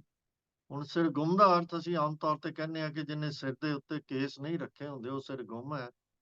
ਤੇ ਇਹਦੇ ਅਰਥ ਅਸੀਂ ਅਗਰ ਦੂਜੇ ਪੱਖ ਨਾਲ, ਜਿਵੇਂ ਸੀਸ ਭੇਟ ਦੀ ਅਸੀਂ ਗੱਲ ਕਰਦੇ ਹਾਂ, ਉਦਾਂ ਕਰੀਏ, ਤੇ ਫਿਰ ਜਿਹਦਾ ਸਿਰ ਗੁੰਮ ਹੈ, ਤਾਂ ਫਿਰ ਇਹਦਾ ਮਤਲਬ ਹੈ ਕਿ ਉਹ ਸਿੱਖ ਹੋਣ ਦੇ ਬਾਵਜੂਦ ਵੀ ਆਪਣੀ ਅਕਲ ਤੋਂ ਕੰਮ ਨਹੀਂ ਲੈਂਦਾ, ਜਾਂ ਇਉਂ ਕਹਿ ਲਈਏ ਕਿ ਆਪਣਾ ਸਿਰ ਗਵਾ ਬੈਠਦਾ ਹੈ, ਜਾਂ ਸਿਰ ਗੁਮਾ ਬੈਠਦਾ ਹੈ, ਜਾਂ ਆਪਣੀ ਅਕਲ ਹੀ ਗਵਾ ਬੈਠਦਾ, ਉਹਨੂੰ ਸਿਰ ਗੁੰਮ ਕਿਹਾ ਗਿਆ। ਤਾਂ ਪਿਛਲੀ ਵਾਰੀ ਅਸੀਂ ਇਹਦੇ ਬਾਰੇ ਵਿਚਾਰ ਕਰ ਰਹੇ ਸੀ। ਅਸੀਂ ਇਹ ਕਰ ਚੁੱਕੇ ਹਾਂ ਵਿਚਾਰ, ਕਿ ਜਦੋਂ ਗੁਰੂ ਜੀ ਨੇ ਖਾਲਸਾ ਸਾਜਿਆ, ਤਾਂ ਜਿਹੜੇ ਸਿੱਖ ਉਸ ਵੇਲੇ ਵਿਸਾਖੀ ਤੇ ਹਾਜ਼ਰ ਸਨ, ਉਹ ਜਦੋਂ ਵਾਪਸ ਘਰਾਂ ਨੂੰ ਗਏ, ਤੇ ਇੱਕ ਐਗਜ਼ਾਮਪਲ ਸੈਨਾਪਤੀ ਜੀ ਨੇ ਲਿਖੀ ਹੈ ਕਿ ਜਿਹੜਾ ਦਿੱਲੀ ਦੇ ਵਿੱਚ ਬ੍ਰਾਹਮਣਾਂ ਤੇ ਖੱਤਰੀਆਂ ਨੇ ਇਸ ਗੱਲ ਦਾ, ਇਸ ਰਹਿਤ ਦਾ ਵਿਰੋਧ ਕੀਤਾ। ਉਹ ਤੇ ਆਪਾਂ ਸਾਰਾ ਜਿਹੜਾ ਮਸਲਾ ਸੀ ਉਹ ਪੂਰਾ ਡਿਸਕਸ ਕਰ ਚੁੱਕੇ ਹਾਂ, ਮੈਂ ਉਹਨੂੰ ਨਹੀਂ ਟੱਚ ਕਰਨਾ। ਸਿਰਫ ਉਹਨੂੰ ਇੱਕ ਰੈਫਰੈਂਸ ਦੇ ਤੌਰ ਤੇ ਲੈ ਰਿਹਾ ਹਾਂ ਕਿ ਜਦੋਂ ਇਹ ਵਿਵਾਦ ਸ਼ੁਰੂ ਹੋਇਆ, ਉਹਦੇ ਕੁਝ-ਕੁਝ ਟੁਕੜੇ ਜਿਹੜੇ ਇਸ ਚੀਜ਼ ਦੇ ਨਾਲ ਸੰਬੰਧਿਤ ਹਨ, ਉਹ ਕਵੀ ਜੀ ਲਿਖਦੇ ਹਨ ਕਿ ਜਿਵੇਂ ਉਹਨਾਂ ਨੇ ਲਿਖਿਆ, ਉਹਦੇ ਤੋਂ ਹਰ ਗੱਲ ਬਹੁਤ ਸਪਸ਼ਟ ਹੋ ਜਾਂਦੀ ਹੈ ਕਿ ਸਿਰ ਗੁੰਮ ਦੇ ਬਾਰੇ ਕਵੀ ਜੀ ਦੇ ਮੁਤਾਬਕ ਇਹ ਖਾਲਸੇ ਦਾ ਕੀ ਸਟੈਂਡ ਹੋਣਾ ਚਾਹੀਦਾ ਹੈ। ਤੋ ਜਦੋਂ ਝਗੜਾ ਜਾਂ ਵਿਵਾਦ ਉੱਥੇ ਸ਼ੁਰੂ ਹੁੰਦਾ ਹੈ, ਉਹ ਕਵੀ ਜੀ ਲਿਖਦੇ ਹਨ ਕਿ ਪ੍ਰਥਮੇ ਜਾਤ ਜੋ ਖੱਤਰੀ ਏਕ, ਤਾਂ ਪਰ ਸੰਗਤ ਕੀਓ ਵਿਵੇਕ, ਵਿਵੇਕ ਭਾਵ ਵਿਚਾਰ ਕੀਤਾ। ਤੇ ਹੋਇਆ ਇਹ ਕਿ ਜਿਹੜਾ ਉੱਥੇ, ਸ਼ਾਇਦ ਇੱਥੇ ਕਵੀ ਜੀ ਨੇ ਲਫ਼ਜ਼ ਨਹੀਂ ਲਿਖੇ, ਪਰ ਇਹਦਾ ਅਰਥ ਹੀ ਨਿਕਲਦਾ ਹੈ ਕਿ ਐਸਾ ਇੱਕ ਵਿਅਕਤੀ ਸੰਗਤ ਦੇ ਵਿੱਚ ਬੈਠਾ ਸੀ, ਤੇ ਉਹ ਸਿਰਗੁੰਮ ਸੀ, ਖੱਤਰੀ ਸੀ, ਜਾਂ ਉਹਨੇ ਮਤਲਬ ਕੇਸ ਨਹੀਂ ਸਨ ਰੱਖੇ ਹੋਏ, ਗੁਰੂ ਦੇ ਹੁਕਮ ਤੋਂ ਮੁਨਕਰ ਸੀ। तो आप कहते हैं कि प्रथम जात जो खत्री एक, ता पर संगत कियो विवेक, बाह पकड़ के दियो उठाए, कहो इसे अपने कर जाए, सिर गुम नाम ताहे ठहरायो, प्रथमे सिखण उसे उठाए। ਇੱਥੋਂ ਇਹ ਵਿਵਾਦ ਸ਼ੁਰੂ ਹੁੰਦਾ ਹੈ ਕਿ ਖਾਲਸਿਆਂ ਨੇ ਉਹਨੂੰ ਕਿਹਾ ਕਿ ਤੂੰ ਖਾਲਸਾ ਨਹੀਂ ਹੈ, ਇਸ ਕਰਕੇ ਜਿੱਥੇ ਖਾਲਸੇ ਇਕੱਤਰ ਹੋ ਕੇ ਬਹਿ ਕੇ ਵਿਚਾਰ ਕਰ ਰਹੇ ਹਨ, ਤੂੰ ਉੱਥੇ ਸ਼ਾਮਲ ਨਹੀਂ ਹੋ ਸਕਦਾ। ਤਾਂ ਕੁਦਰਤੀ ਗੱਲ ਹੈ ਕਿ ਉਹਨੂੰ ਮਨ ਦੇ ਵਿੱਚ ਕ੍ਰੋਧ ਪੈਦਾ ਹੋਇਆ, ਤਾਂ ਉਹਨੂੰ ਖਾਲਸਿਆਂ ਦਾ ਹਿੱਸਾ ਨਹੀਂ ਦੱਸਿਆ, ਆਪਣੇ ਆਪ ਨੂੰ ਵੱਖਰੇ ਦੱਸਿਆ। ਤਾਂ ਫਿਰ ਅੱਗੇ ਜਿਹੜੀ ਗੱਲ ਹੁੰਦੀ ਹੈ ਕਿ ਉਹ ਕੀ ਕਰਦਾ ਹੈ ਕਿ ਉਹ ਜਾਂਦਾ ਹੈ ਇੱਕ ਹੋਰ ਸਿੱਖ ਦੇ ਘਰ, ਉੱਥੇ ਜਾ ਕੇ ਆਪਣੇ ਦਿਲ ਦੀ ਵੇਦਨਾ ਦੱਸਦਾ ਹੈ। ਉਹ ਉਹਨੂੰ ਥੋੜਾ ਜਿਹਾ ਢਾਰਸ ਦਿੰਦਾ ਹੈ, ਤੇ ਉਹਨੂੰ ਬਿਠਾ ਕੇ ਚਾਹ ਪਾਣੀ, ਆਪਾਂ ਕਹਿ ਲਈਏ ਭੋਜਨ ਦਿੰਦਾ ਹੈ। ਤੇ ਇੱਥੇ ਕਵੀ ਜੀ ਇਸ ਤਰ੍ਹਾਂ ਲਿਖਦੇ ਹਨ, ਜਪ ਵਾਕੇ ਉਨ ਭੋਜਨ ਕੀਆ, ਭੋਜਨ ਖਾਏ ਨੀਰ ਕਛ ਪੀਆ, ਤਬ ਵਾਕੇ ਮਨ ਧੀਰਜ ਆਇਓ, ਪ੍ਰੀਤਮ ਨੇ ਕਛ ਭਲਾ ਸੁਨਾਇਓ, ਅਬ ਤੋ ਦੁਬਾਤ ਦੂਸਰੀ ਭਈ, ਤਨ ਮਨ ਕੀ ਸਭ ਚਿੰਤਾ ਗਈ, ਦੀਪਤ ਪ੍ਰੀਤ ਭਾਂਤ ਯਹ ਹੋਈ, ਜਲੈ ਪਤੰਗ ਦੀਪ ਪਰ ਸੋਈ, ਇਹ ਬਿਦ ਜੀਵ ਦੋਹਨ ਮਿਲ ਕੀਨਾ, ਜੈਸੇ ਪ੍ਰੀਤ ਹੇਤ ਜਲ ਮੀਨਾ, ਜਿਉ ਕਾਮੀ ਕਾਮਨ ਬਸ ਆਵੈ, ਲੋਕ ਲਾਜ ਮਨ ਤੇ ਬਿਸਰਾ। ਹੁਣ ਇੱਥੇ ਉਹ ਕਹਿੰਦੇ ਹਨ ਕਿ ਲੋਕ ਲਾਜ ਜਿਹੜੀ ਹੈ, ਜਿਵੇਂ ਉਹਨਾਂ ਨੇ ਉਦਾਹਰਨ ਦਿੱਤੀ ਹੈ ਕਿ ਜਦੋਂ ਬੰਦੇ ਨੂੰ ਆਪਣਾ ਦੀਪਕ ਦੀ ਉਦਾਹਰਨ ਦੇ ਕੇ ਜਿਹੜਾ ਪਤੰਗਾ ਹੈ ਉਹ ਲੋਕ ਲਾਜ ਨੂੰ ਵਿਸਾਰ ਦਿੰਦਾ ਹੈ, ਜਾਂ ਕਾਮੀ ਕਾਮਨ ਦੀ ਗੱਲ ਕੀਤੀ ਹੈ ਕਿ ਲੋਕ ਲਾਜ ਨੂੰ ਵਿਸਾਰ ਦਿੰਦਾ ਹੈ। ਇਸ ਤਰੀਕੇ ਦੇ ਨਾਲ ਉਹ ਵਿਅਕਤੀ ਨੇ ਆਪਣੇ ਮਨ ਦੇ ਵਿੱਚੋਂ ਲੋਕ ਲਾਜ ਵੀ ਵਿਸਾਰ ਦਿੱਤੀ ਸੀ। ਅੱਗੇ ਲਿਖਦੇ ਹਨ, ਦੋਹਰਾ, ਜੈਸੇ ਕਾਮੀ ਕਾਮ ਮੈਂ ਰੈਨ ਦਿਵਸ ਮਨ ਹੋਏ, ਲੋਕ ਲਾਜ ਮਨ ਤੇ ਤਜੇ ਹੋਣੀ ਹੋਏ ਸੋ ਹੋਏ। ਹੁਣ ਉਹਦੀ ਤਾਂ ਇਹ ਹਾਲਤ ਸੀ, ਪਰ ਦੂਜੇ ਸਿੱਖ ਨੇ ਉਹਨੂੰ ਥੋੜੀ ਜਿਹੀ ਢਾਰਸ ਬਣ ਕੇ ਤਸੱਲੀ ਦੇ ਕੇ ਉਹਨੂੰ ਠੰਡਾ ਕਰ ਦਿੱਤਾ। ਕਿ ਜਿਹੜਾ ਦੂਜਾ ਸਿੱਖ ਸੀ ਉਹ ਫਿਰ ਸੰਗਤ ਦੇ ਵਿੱਚ ਜਾਂਦਾ ਹੈ, ਸ਼ਾਇਦ ਉਹਦਾ ਜਿਵੇਂ ਰੂਟੀਨ ਹੈ ਉਸ ਤਰ੍ਹਾਂ ਜਾਂਦਾ ਹੈ। ਆਪ ਲਿਖਦੇ ਹਨ, ਤਬ ਦੂਸਰ ਸਿੱਖ ਸਿੱਖਨ ਮੈਂ ਆਇਓ, ਸਿੱਖਨ ਭੇਦ ਕਹੀਂ ਸੁਨ ਪਾਇਓ, ਤਬ ਵਾਕੋ ਉਨ ਪੁੱਛਨ ਕੀਨਾ। ਤਾਂ ਸਿੱਖਾਂ ਨੇ ਉਹਨੂੰ ਸਵਾਲ ਖੜਾ ਕੀਤਾ, ਕਾਹੇ ਭੋਜਨ ਤੈ ਉਨ ਦੀਨਾ, ਵਹਿ ਤੋ ਸਿਰ ਗੁੰਮ ਹਮਨ ਉਠਾਇਓ। ਉਹ ਤਾਂ ਸਿਰ ਗੁੰਮ ਹੈ, ਅਸੀਂ ਉਹਨੂੰ ਉਠਾ ਕੇ ਭੇਜਿਆ ਸੀ। ਤੈ ਕੇ ਬਿਦ ਘਰ ਮੈਂ ਬਿਠਲਾਇਓ। ਤਾਂ ਹੁਣ ਇੱਥੇ ਸਾਡੇ ਸਾਹਮਣੇ ਵਿਚਾਰ ਕਰਨ ਵਾਲੀ ਗੱਲ ਇਹ ਬਣਦੀ ਹੈ ਕਿ ਉਹਨਾਂ ਨੇ, ਕਵੀ ਦੇ ਮੁਤਾਬਕ ਉਹਨਾਂ ਨੇ ਉਹਨੂੰ ਸਿਰ ਗੁੰਮ ਹੋਣ ਕਰਕੇ ਜਿਹੜਾ ਖਾਲਸਿਆਂ ਦੀ ਸਿਲੈਕਟਿਵ ਸੰਗਤ ਬੈਠੀ ਹੋਈ ਸੀ ਉਹਦੇ ਵਿੱਚੋਂ ਉਹਨਾਂ ਨੇ ਉਠਾ ਦਿੱਤਾ, ਤੇ ਜਿਨਨੇ ਉਹਨੂੰ ਘਰ ਬਿਠਾ ਕੇ ਭੋਜਨ ਪਾਣੀ ਕਰਾਇਆ ਸੀ ਉਹਨੂੰ ਵੀ ਪੁੱਛਦੇ ਨੇ ਵੀ ਤੂੰ ਕਿੱਦਾਂ ਉਹਨੂੰ ਭੋਜਨ ਦੇ ਦਿੱਤਾ ਤੇ ਕਿੱਦਾਂ ਉਹਨੂੰ ਬਿਠਾ ਲਿਆ, ਜਿਹਨੂੰ ਅਸੀਂ ਉਠਾਇਆ ਸੀ ਤੂੰ ਉਹਨੂੰ ਆਪਣੇ ਘਰ ਦੇ ਵਿੱਚ ਬਿਠਾ ਲਿਆ। ਹੁਣ ਇੱਥੇ ਇੱਕ ਹੋਰ ਬੜੀ ਖੂਬਸੂਰਤ ਗੱਲ ਇਹ ਲਿਖਦੇ ਹਨ ਕਿ ਜਦੋਂ ਸੰਗਤ ਦੇ ਕੋਲ ਕੋਈ ਐਸਾ ਵਿਅਕਤੀ ਆਂਦਾ ਹੈ ਤਾਂ ਉਹਦਾ ਕੀ ਬਿਹੇਵੀਅਰ ਹੁੰਦਾ ਹੈ। ਉਹ ਕੋ ਕਹਿੰਦਾ, ਹਾਥ ਜੋੜ ਕੇ ਐਸੇ ਕਹਿਓ, ਬਖਸ਼ ਲਿਓ ਔਗੁਣ ਯਹ ਭਇਓ, ਕਿ ਮੇਰੇ ਕੋਲੋਂ ਬੜੀ ਗਲਤੀ ਹੋ ਗਈ ਹੈ ਤੇ ਤੁਸੀਂ ਮੈਨੂੰ ਬਖਸ਼ ਲਓ। ਸਭ ਸਿੱਖਨ ਮਿਲ ਇੱਕ ਮਨ ਕੀਨਾ, ਤਬ ਵਾਕੋ ਮਿਲਾਏ ਕਰ ਲੀਨਾ। ਅਬ ਉਹ ਸੋ ਪ੍ਰੀਤ ਨਾ ਕਰ ਹੈ, ਜੋ ਕਿਛ ਕਹੋ ਸੋਈ ਮਨ ਧਰੋ। ਅਬ ਉਹ ਸੋ ਪ੍ਰੀਤ ਨਾ ਕਰੋ, ਜੋ ਕੁਛ ਕਹੋ ਸੋਈ ਮਨ ਧਰੋ। ਤੋ ਸਿੱਖਾਂ ਨੇ ਉਹਨੂੰ ਕਿਹਾ ਕਿ ਹੁਣ ਉਹਦੇ ਨਾਲ ਤੂੰ ਪ੍ਰੇਮ ਨਹੀਂ ਕਰਨਾ, ਭਾਵ ਜਦ ਤੱਕ ਉਹ ਗੁਰੂ ਦੀ ਰਹਿਤ ਵਿੱਚ ਨਹੀਂ ਆ ਜਾਂਦਾ, ਸਿਰ ਗੁੰਮ ਹੈ, ਉਦੋਂ ਤੱਕ ਤੂੰ ਉਹਦੇ ਨਾਲ ਪ੍ਰੇਮ ਨਹੀਂ ਕਰਨਾ, ਤੇ ਜੋ ਕੁਝ ਤੈਨੂੰ ਸੰਗਤ ਵੱਲੋਂ ਹੁਕਮ ਹੈ ਤੂੰ ਹੁਣ ਉਹੀ ਆਪਣੇ ਮਨ ਦੇ ਵਿੱਚ ਵਸਾਉਣਾ ਹੈ। ਇਹਦੇ ਵਿੱਚੋਂ ਦੋ ਤਿੰਨ ਚੀਜ਼ਾਂ ਬੜੀਆਂ ਸਪਸ਼ਟ ਸਾਡੇ ਸਾਹਮਣੇ ਨਿਕਲ ਕੇ ਆਉਂਦੀਆਂ ਹਨ ਕਿ ਇਸ ਚੀਜ਼ ਦੇ ਬਾਰੇ ਸਤਿਗੁਰੂ ਜੀ ਨੇ ਉਸ ਸਮੇਂ ਸਖਤ ਹਦਾਇਤ ਦਿੱਤੀ ਹੋਣੀ ਹੈ। ਮਤਲਬ ਭਾਵ ਜੇ ਅਸੀਂ ਸੈਨਾਪਤੀ ਜੀ ਦਾ ਬਿਰਤਾਂਤ ਮੰਨੀਏ ਤਾਂ ਉਹ ਉਹਨਾਂ ਦੇ ਮੁਤਾਬਕ ਉਹ ਕਹਿੰਦੇ ਹਨ ਕਿ ਕਿਸੇ ਨਾਲ ਵਰਤਣਾ ਨਹੀਂ ਹੈ ਜਿਹੜਾ ਸਿਰ ਗੁੰਮ ਹੋ ਜਾਏ, ਤੇ ਜਿਹੜਾ ਵਰਤਦਾ ਹੈ ਉਹਨੂੰ ਵੀ ਸੰਗਤ ਦੇ ਵਿੱਚ ਬੁਲਾ ਕੇ ਜਾਂ ਉਹਦੇ ਆਉਣ ਤੇ ਉਹਦੇ ਕੋਲੋਂ ਐਕਸਪਲੇਨੇਸ਼ਨ ਮੰਗੀ ਜਾਂਦੀ ਹੈ, ਔਰ ਐਕਸਪਲੇਨੇਸ਼ਨ ਮੰਗ ਕੇ ਉਹਨੂੰ ਦੱਸਿਆ ਜਾਂਦਾ ਹੈ ਕਿ ਤੂੰ ਭਾਈ ਅੱਗੋਂ ਤੋਂ ਇਹ ਕੰਮ ਨਹੀਂ ਕਰ। ਇਹ ਚੀਜ਼ ਸਾਡੇ ਲਈ ਕਾਫੀ ਮਹੱਤਵਪੂਰਨ ਹੈ, ਕਿਉਂਕਿ ਆਮ ਤੌਰ ਤੇ ਅਸੀਂ ਇਸ ਪੱਖ ਨੂੰ ਇਗਨੋਰ ਕਰ ਦਿੰਦੇ ਹਾਂ। ਤਾਂ ਹੁਣ ਹੁੰਦਾ ਇਹ ਹੈ ਕਿ ਜਿਸ ਕੋਲ ਇਹ ਮਤਲਬ ਦੂਜੀ ਗੱਲ ਇਹਦੇ 'ਚ ਸਪਸ਼ਟ ਆਉਂਦੀ ਹੈ, ਪਹਿਲਾਂ ਵੀ ਉਹਨਾਂ ਨੇ ਥੋੜ੍ਹਾ ਜਿਹਾ ਜਿਸ ਤਰ੍ਹਾਂ ਕਹਿੰਦੇ ਹਨ ਕਿ ਥੋੜ੍ਹਾ ਜਿਹਾ ਇਹਦੇ ਬਾਰੇ ਲਿਖਿਆ ਸੀ। ਉਹਨਾਂ ਨੇ ਕਿਹਾ ਸੀ ਕਿ ਜਦੋਂ ਕੋਈ ਵੀ ਸੰਗਤ ਦੇ ਵਿੱਚ ਹਾਜ਼ਰ ਹੋ ਜਾਂਦਾ ਹੈ ਤਾਂ ਉਹਦੇ ਨਾਲ ਸੰਗਤ ਨੇ ਕੀ ਕਰਨਾ ਹੈ। ਜਿਵੇਂ ਉਹ ਪਹਿਲਾਂ ਉਹਨੂੰ ਕਿਹਾ, ਉਹਦੇ ਅੱਗੇ ਫਿਰ ਇਹ ਹੋਰ ਬਿਆਨ ਕਰਦੇ ਹਨ, ਦੋਹਰਾ, ਸਤਿਗੁਰ ਸੰਗਤ ਏਕ ਹੈ, ਜੋ ਜਾਣੈ ਨਰ ਕੋਇ, ਮਾਰੈ ਬਖਸ਼ੈ ਆਪ ਹੀ, ਤੇ ਬਿਨ ਨਾਹੀ ਕੋਈ। ਇੱਥੇ ਆਪ ਜਿਹੜਾ ਸੰਗਤ ਦਾ ਸਾਡਾ ਸਿਧਾਂਤ ਹੈ, ਖਾਲਸਾ ਸੰਗਤ ਦਾ ਸਿਧਾਂਤ ਹੈ, ਜਿਹਦੇ ਬਾਰੇ ਅਸੀਂ ਰਹਿਤ ਮਰਿਆਦਾ ਵਿੱਚ ਵੀ ਪੜ੍ਹਦੇ ਹਾਂ ਕਿ ਜਦੋਂ ਛੋਟੀਆਂ ਭੁੱਲਾਂ ਹੋ ਜਾਂਦੀਆਂ ਹਨ ਤਾਂ ਸਿੱਖ ਨੂੰ ਹੁਕਮ ਹੈ ਕਿ ਸੰਗਤ ਦੇ ਵਿੱਚ ਹਾਜ਼ਰ ਹੋ ਕੇ ਆਪਣੀ ਭੁੱਲ ਬਖਸ਼ਵਾਵੇ। ਤਾਂ ਇੱਥੇ ਗੱਲ ਸਪਸ਼ਟ ਹੋ ਜਾਂਦੀ ਹੈ ਕਿ ਸੰਗਤ ਦਾ ਦਰਜਾ ਕੀ। ਤੋ ਇਸ ਤਰੀਕੇ ਦੇ ਨਾਲ ਜਦੋਂ ਉਹ ਸੰਗਤ ਨੇ ਉਹਨੂੰ ਸਵਾਲ ਕੀਤੇ ਤੇ ਫਿਰ ਉਹਨੂੰ ਬਖਸ਼ਿਆ ਵੀ। ਜਦੋਂ ਉਹਨੇ ਆਪਣੀ ਗਲਤੀ ਮੰਨੀ ਤਾਂ ਉਹਨੂੰ ਬਖਸ਼ਿਆ ਵੀ ਕਿ ਭਾਈ ਤੁਸੀਂ ਹੁਣ ਜਿਹੜਾ ਹੈਗਾ ਉਹ ਇਹ ਕੰਮ ਕਰਨਾ ਹੈ ਕਿ ਤੁਸੀਂ ਹੁਣ ਇਸ ਢੰਗ ਦੇ ਨਾਲ ਜਿਹੜਾ ਹੈਗਾ ਉਹ ਤੁਸੀਂ ਇਸ ਸਿਰ ਗੁੰਮਾਂ ਦੇ ਨਾਲ ਵਰਤਣਾ ਹੈ। ਫਿਰ ਉਸ ਤੋਂ ਬਾਅਦ ਜਿਹੜਾ ਹੈ ਸਾਨੂੰ ਇੱਕ ਹੋਰ ਸਿਧਾਂਤ ਦੱਸਦੇ ਹਨ, ਜਿਹੜਾ ਇਹ ਸਿਧਾਂਤ ਦੱਸਿਆ ਕਿ ਸਤਿਗੁਰ ਸੰਗਤ ਏਕ ਹੈ, ਭਾਵ ਸਤਿਗੁਰ ਤੇ ਸੰਗਤ। ਹੁਣ ਸਤਿਗੁਰੂ ਸੰਗਤ ਦੇ ਵਿੱਚ ਵੀ ਇਹਦੇ ਅਸੀਂ ਅਰਥ ਕਰ ਸਕਦੇ ਹਾਂ, ਤੇ ਸਤਿਗੁਰੂ ਦਾ ਜਿਹੜਾ ਸੰਗਤ ਦਾ ਅਰਥ ਇੱਥੇ ਕੀਤਾ ਹੈ, ਸਤਿਗੁਰੂ ਸੰਗਤ ਏਕ ਗੱਲ ਕਹੀ ਹੈ, ਉਹਦਾ ਅਰਥ ਵੀ ਸਾਨੂੰ ਇਹ ਸਮਝ ਲੈਣਾ ਚਾਹੀਦਾ ਹੈ ਕਿ ਇਹ ਖਾਲਸਾ ਸੰਗਤ ਦੀ ਗੱਲ ਕਰ ਰਹੇ ਹਨ, ਕਿ ਭਾਵ ਉਹ ਸੰਗਤ ਜਿਹੜੀ ਗੁਰੂ ਦੀ ਰਹਿਤ ਦੇ ਮੁਤਾਬਕ ਹੈ, ਉਸ ਸੰਗਤ ਦੀ ਇੱਥੇ ਗੱਲ ਹੋ ਰਹੀ ਹੈ। ਉਹੀ ਇਹ ਸਟੈਂਡ ਲੈ ਕੇ ਤੇ ਦੂਜਿਆਂ ਨੂੰ ਇਹਦੇ ਬਾਰੇ ਉਹ ਦੱਸ ਸਕਦੀ ਹੈ। ਤੋ ਇਹ ਸਿਰਗੁਣ ਦੇ ਬਾਰੇ ਆਪ ਜੀ ਇੱਕ ਹੋਰ ਥਾਂ ਦੇ ਉੱਤੇ ਵੀ ਇਹ ਲਿਖਦੇ ਹਨ। ਇੱਕ ਥਾਂ ਤੇ ਆਪ ਜੀ ਨੇ ਲਿਖਿਆ ਹੈ, ਸਿਰ ਘੁੰਮਣ ਕੇ ਮਰਨੇ ਪਰਨੇ ਨਹੀਂ ਜਾਈਐ। ਇਹ ਸਤਿਗੁਰੂ ਜੀ ਦਾ ਉਪਦੇਸ਼ ਕਵੀ ਦੇ ਮੁਤਾਬਕ ਹੈ। ਪਾਂਚਨ ਕੇ ਸੰਗ ਸਾਥ ਨੇ ਨਹੀਂ ਲਾਈਐ। ਪੰਜਾਂ ਦੇ ਵਿੱਚੋਂ ਪੰਜ ਮੇਲ ਹਨ, ਧੀਰ ਮਲੀਏ, ਮੀਣੇ, ਮਸੰਦ ਤੇ ਉਹ ਸਾਰੇ ਜਿਹੜੇ ਹਨ, ਉਹਨਾਂ ਦੇ ਨਾਲ ਉਹਦੇ ਵਿੱਚ ਸਿਰਗੁਣ ਵੀ ਹੈ। ਇਹਨਾਂ ਦੇ ਨਾਲ ਅਸੀਂ ਮੇਲ ਨਹੀਂ ਲਾਉਣਾ। ਤਜ ਪਰਪੰਚ ਵਿਕਾਰ ਦੁਰਤ ਜਲਾਈਐ। ਸਤ ਸੰਗਤ ਪ੍ਰਤਾਪ ਨਰਕ ਨਾ ਜਾਈਐ। ਜੀ ਹੁਕਮ ਤੇਰਾ ਸਭ ਸੱਚ, ਸੱਚ ਸੁਖ ਦਾਈਐ। ਸੱਚ ਸੁਖਦਾਈ ਹੈ।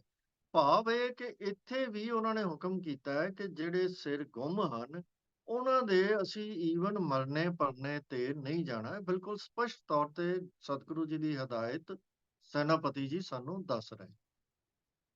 ਤੋ ਇਸ ਤੋਂ ਬਾਅਦ ਆਪਾਂ ਅੱਗੇ ਚੱਲਦੇ ਹਾਂ। ਜਿਹੜੀ ਦੂਜੀ ਗੱਲ ਉਹਨਾਂ ਨੇ ਸਾਡੇ ਸਾਹਮਣੇ ਰੱਖੀ ਹੈ, ਉਹ ਇਹ ਹੈ ਕਿ ਜਿਹੜਾ ਹੁੱਕਾ ਹੈ ਜਾਂ ਨਸ਼ਾ ਹੈ, ਉਹਦੇ ਬਾਰੇ ਕਵੀ ਜੀ ਬੜੇ ਸਪਸ਼ਟਤਾ ਦੇ ਨਾਲ ਸਾਨੂੰ ਦੱਸ ਰਹੇ ਹਨ। ਆਪ ਲਿਖਦੇ ਹਨ ਕਿ ਹੁੱਕਾ ਤਿਆਗੈ ਹਰਿ ਗੁਣ ਗਾਵੈ, ਇੱਛਾ ਭੋਜਨ ਹਰ ਰਸ ਪਾਵੈ।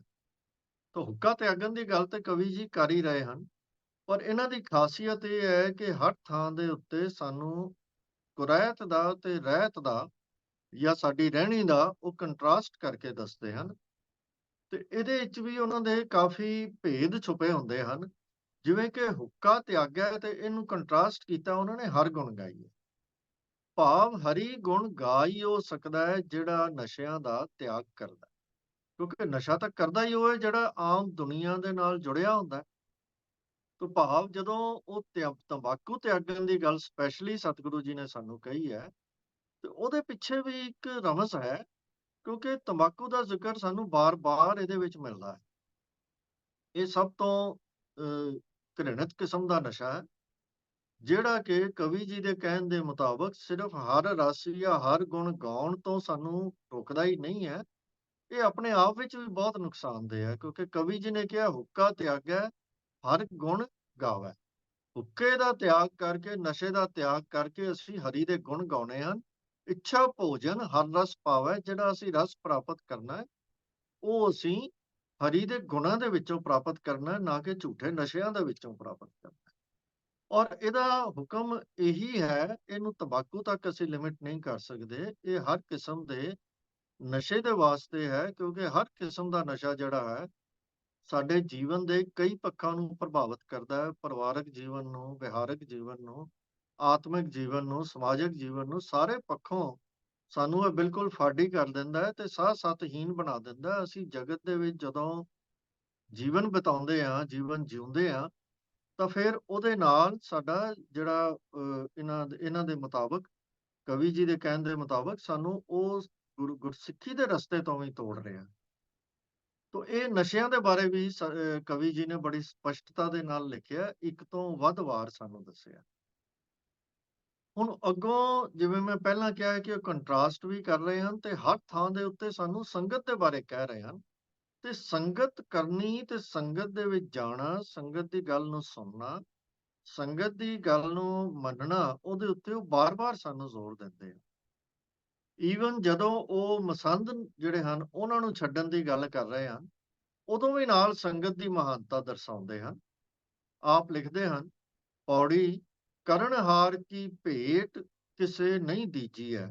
ਇਹ ਗੱਲ ਹੋ ਗਈ ਮਸੰਦਾਂ ਦੇ ਬਾਰੇ, ਵੀ ਉਹਨਾਂ ਨੂੰ ਅਸੀਂ ਕਰਨਹਾਰ ਦੀ ਭੇਟ ਜਿਹੜੀ ਹੈ ਉਹ ਨਹੀਂ ਦੇਣੀ। ਤੇ ਅੱਗੇ ਕੰਟਰਾਸਟ ਕਿਹਦੇ ਨਾਲ ਕਰ ਰਹੇ ਹਨ, ਆਲਟਰਨੇਟ ਸਾਨੂੰ ਕੀ ਦੇ ਰਹੇ ਹਨ, ਸਤਿਗੁਰ ਕੋ ਉਪਦੇਸ਼ ਸਤ ਕਰ ਲੀਜੀਐ। ਸਤ ਸੰਗਤ ਮੈਂ ਬੈਠ ਹਰ ਗੁਣ ਗਾਈਐ। ਪੂਰਨ ਹੋਵੈ ਭਾਗ ਤਬ ਹੀ ਪਾਈਐ। ਜੀ ਖਾਲਸੇ ਕੀ ਅਰਦਾਸ ਨਾਮ ਜਪਾਈ। ਉਹ ਜਿੱਥੇ ਉਹ ਮਸੰਦਾਂ ਨਾਲੋਂ ਵੀ ਸਾਨੂੰ ਤੋੜ ਵਿਛੋੜਾ ਕਰਨ ਲਈ ਕਹਿ ਰਹੇ ਹਨ, ਉੱਥੇ ਵੀ ਉਹ ਨਾਲ ਗੁਰਮਤਿ ਸਿਧਾਂਤਾਂ ਦੇ ਉੱਤੇ ਆਧਾਰਿਤ ਹੀ ਸਾਰੀ ਗੱਲ ਕਰ ਰਹੇ ਹਨ। ਗੁਰੂ ਦਾ ਉਪਦੇਸ਼ ਮੰਨਣ ਦੀ ਗੱਲ ਕਰ ਰਹੇ ਹਨ, ਸਤ ਸੰਗਤ ਵਿੱਚ ਬੈਠ ਕੇ ਹਰੀ ਗੁਣ ਗਾਉਣ ਦੀ ਗੱਲ ਕਰ ਰਹੇ ਹਨ, ਤੇ ਅਰਦਾਸ ਕਰਨ ਲਈ ਇਹ ਮੰਗ ਮੰਗਣ ਲਈ ਅਰਦਾਸ ਕਰਨ ਲਈ ਕਹਿ ਰਹੇ ਹਨ ਕਿ ਸਾਨੂੰ ਨਾਮ ਜਪਾਓ, ਹੇ ਸਤਿਗੁਰੂ ਕਿਰਪਾ ਕਰੋ, ਪੂਰਨ ਹੋਵੇ ਭਾਗ ਤਬ ਹੀ ਪਾਈਐ ਜੀ, ਖਾਲਸੇ ਕੀ ਅਰਦਾਸ ਨਾਮ ਜਪਾਈ।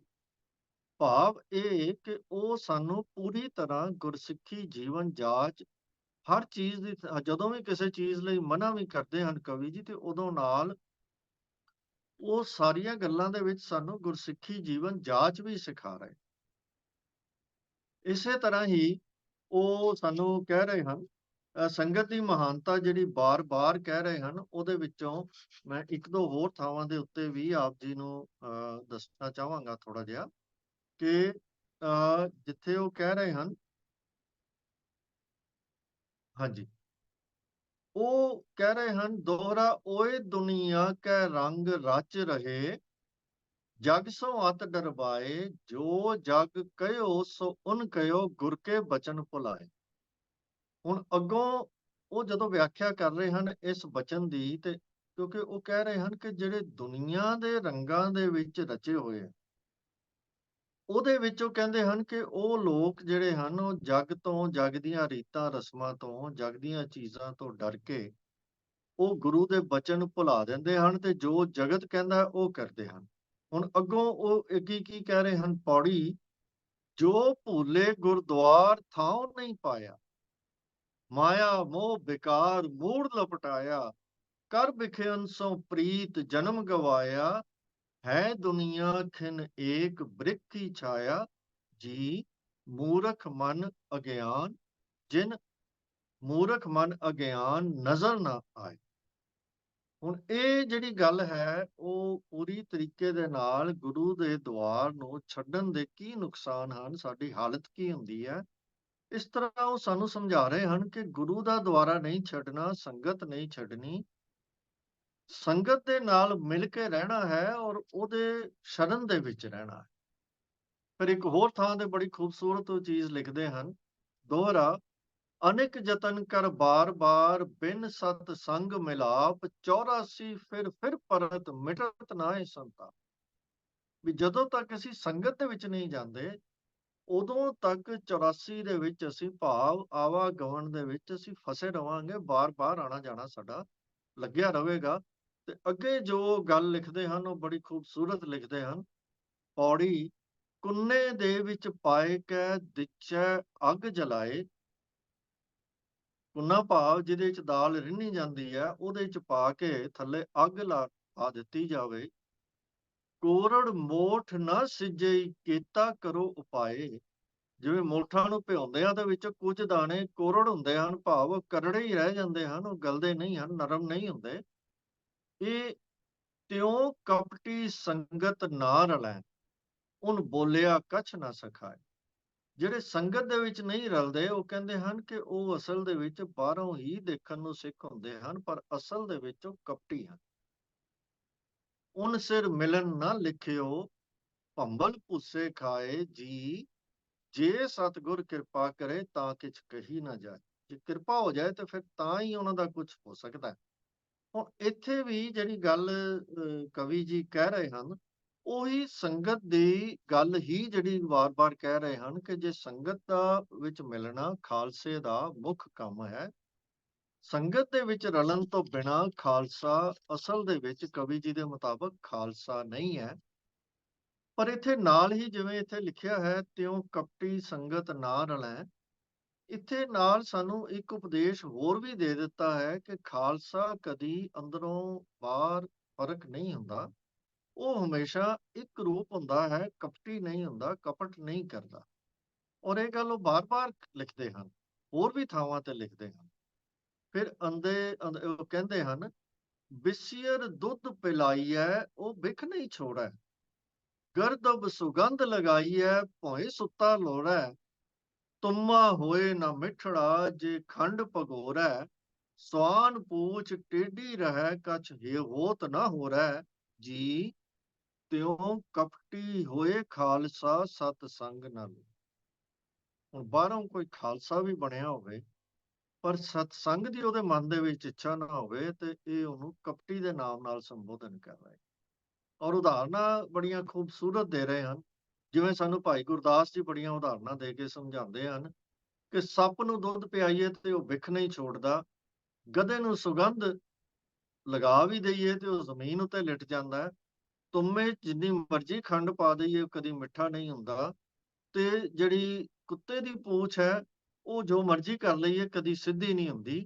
ਤੇ ਕਈ ਐਸੇ ਲੋਕ ਵੀ ਹੁੰਦੇ ਹਨ ਜਿਹੜੇ ਬਾਹਰੋਂ ਤਾਂ ਦੇਖਣ ਨੂੰ ਖਾਲਸੇ ਹੁੰਦੇ ਹਨ ਪਰ ਅੰਦਰੋਂ ਕਪਟੀ ਹੁੰਦੇ ਹਨ, ਤੇ ਉਹਨਾਂ ਦੀ ਸਭ ਤੋਂ ਵੱਡੀ ਨਿਸ਼ਾਨੀ ਆਪ ਕੀ ਦੱਸ ਰਹੇ ਹਨ ਕਿ ਨਾ ਉਹ ਸਤਸੰਗ ਦੇ ਵਿੱਚ ਆਉਂਦੇ ਹਨ, ਨਾ ਬਾਣੀ ਨੂੰ ਪੜ੍ਹਦੇ ਹਨ, ਨਾ ਬਾਣੀ ਨਾਲ ਜੁੜਦੇ ਹਨ, ਤੇ ਨਾ ਉਹਨੂੰ ਆਪਣੇ ਜੀਵਨ ਵਿੱਚ ਧਾਰਨ ਦਾ ਕੋਈ ਯਤਨ ਕਰਦੇ। ਤੇ ਅੱਗੇ ਫਿਰ ਆਪ ਲਿਖਦੇ ਹਨ, ਦੋਹਰਾ ਤੇ ਨਰ ਉਜਰ ਪਾਈਐ ਜੋ ਮਨ ਮੈਂ ਗਰਵਾਏ, ਜਿਨਕੇ ਮਨ ਮੈਂ ਭੈ ਨਹੀਂ ਅੰਧੇ ਅੰਧ ਕਮਾਏ। ਜਿਨ੍ਹਾਂ ਦੇ ਮਨ ਦੇ ਵਿੱਚ ਗੁਰੂ ਦਾ ਭੈ ਨਹੀਂ, ਉਹਨਾਂ ਨੂੰ ਅੰਨੇ ਕਹਿ ਰਹੇ ਹਨ। ਤੇ ਕਹਿੰਦੇ ਹਨ, ਸਤ ਸੰਗਤ ਮੂਲ ਨਾ ਜਾਣਨੀ ਗਿਆਨ ਹੋਰ ਕਮਾਇਆ। ਓਏ ਸਤ ਸੰਗਤ ਸਿਓ ਨਾ ਡਰੈ ਉਨ ਮਨ ਗਰਬਾਇਆ, ਜੋ ਸਤ ਸੰਗਤ ਨਾ ਮਿਲੈ ਉਨ ਜਨਮ ਗਵਾਇਆ। ਹੁਕਮ ਨਾ ਮਾਨੈ ਖਸਮ ਕਾ ਜਿਨ ਰਾਹ ਬਤਾਇਆ, ਜੀ ਓਏ ਕਪਟੀ ਹੋਏ ਨਾ ਖਾਲਸਾ ਕੀਤਾ ਸਮਝਾਇਆ। ਵੀ ਸਤਿਗੁਰੂ ਨੇ ਬੜੀ ਵਾਰ ਸਾਨੂੰ ਸਮਝਾਇਆ ਕਿ ਖਾਲਸਾ ਦੇ ਜੀਵਨ ਦੇ ਵਿੱਚ ਦੋਗਲਾਪਨ, ਕਪਟ ਨਹੀਂ ਹੋਣਾ ਚਾਹੀਦਾ। ਖਾਲਸਾ ਅੰਦਰੋਂ ਬਾਹਰੋਂ ਹਮੇਸ਼ਾ ਇੱਕ ਰਵੇ।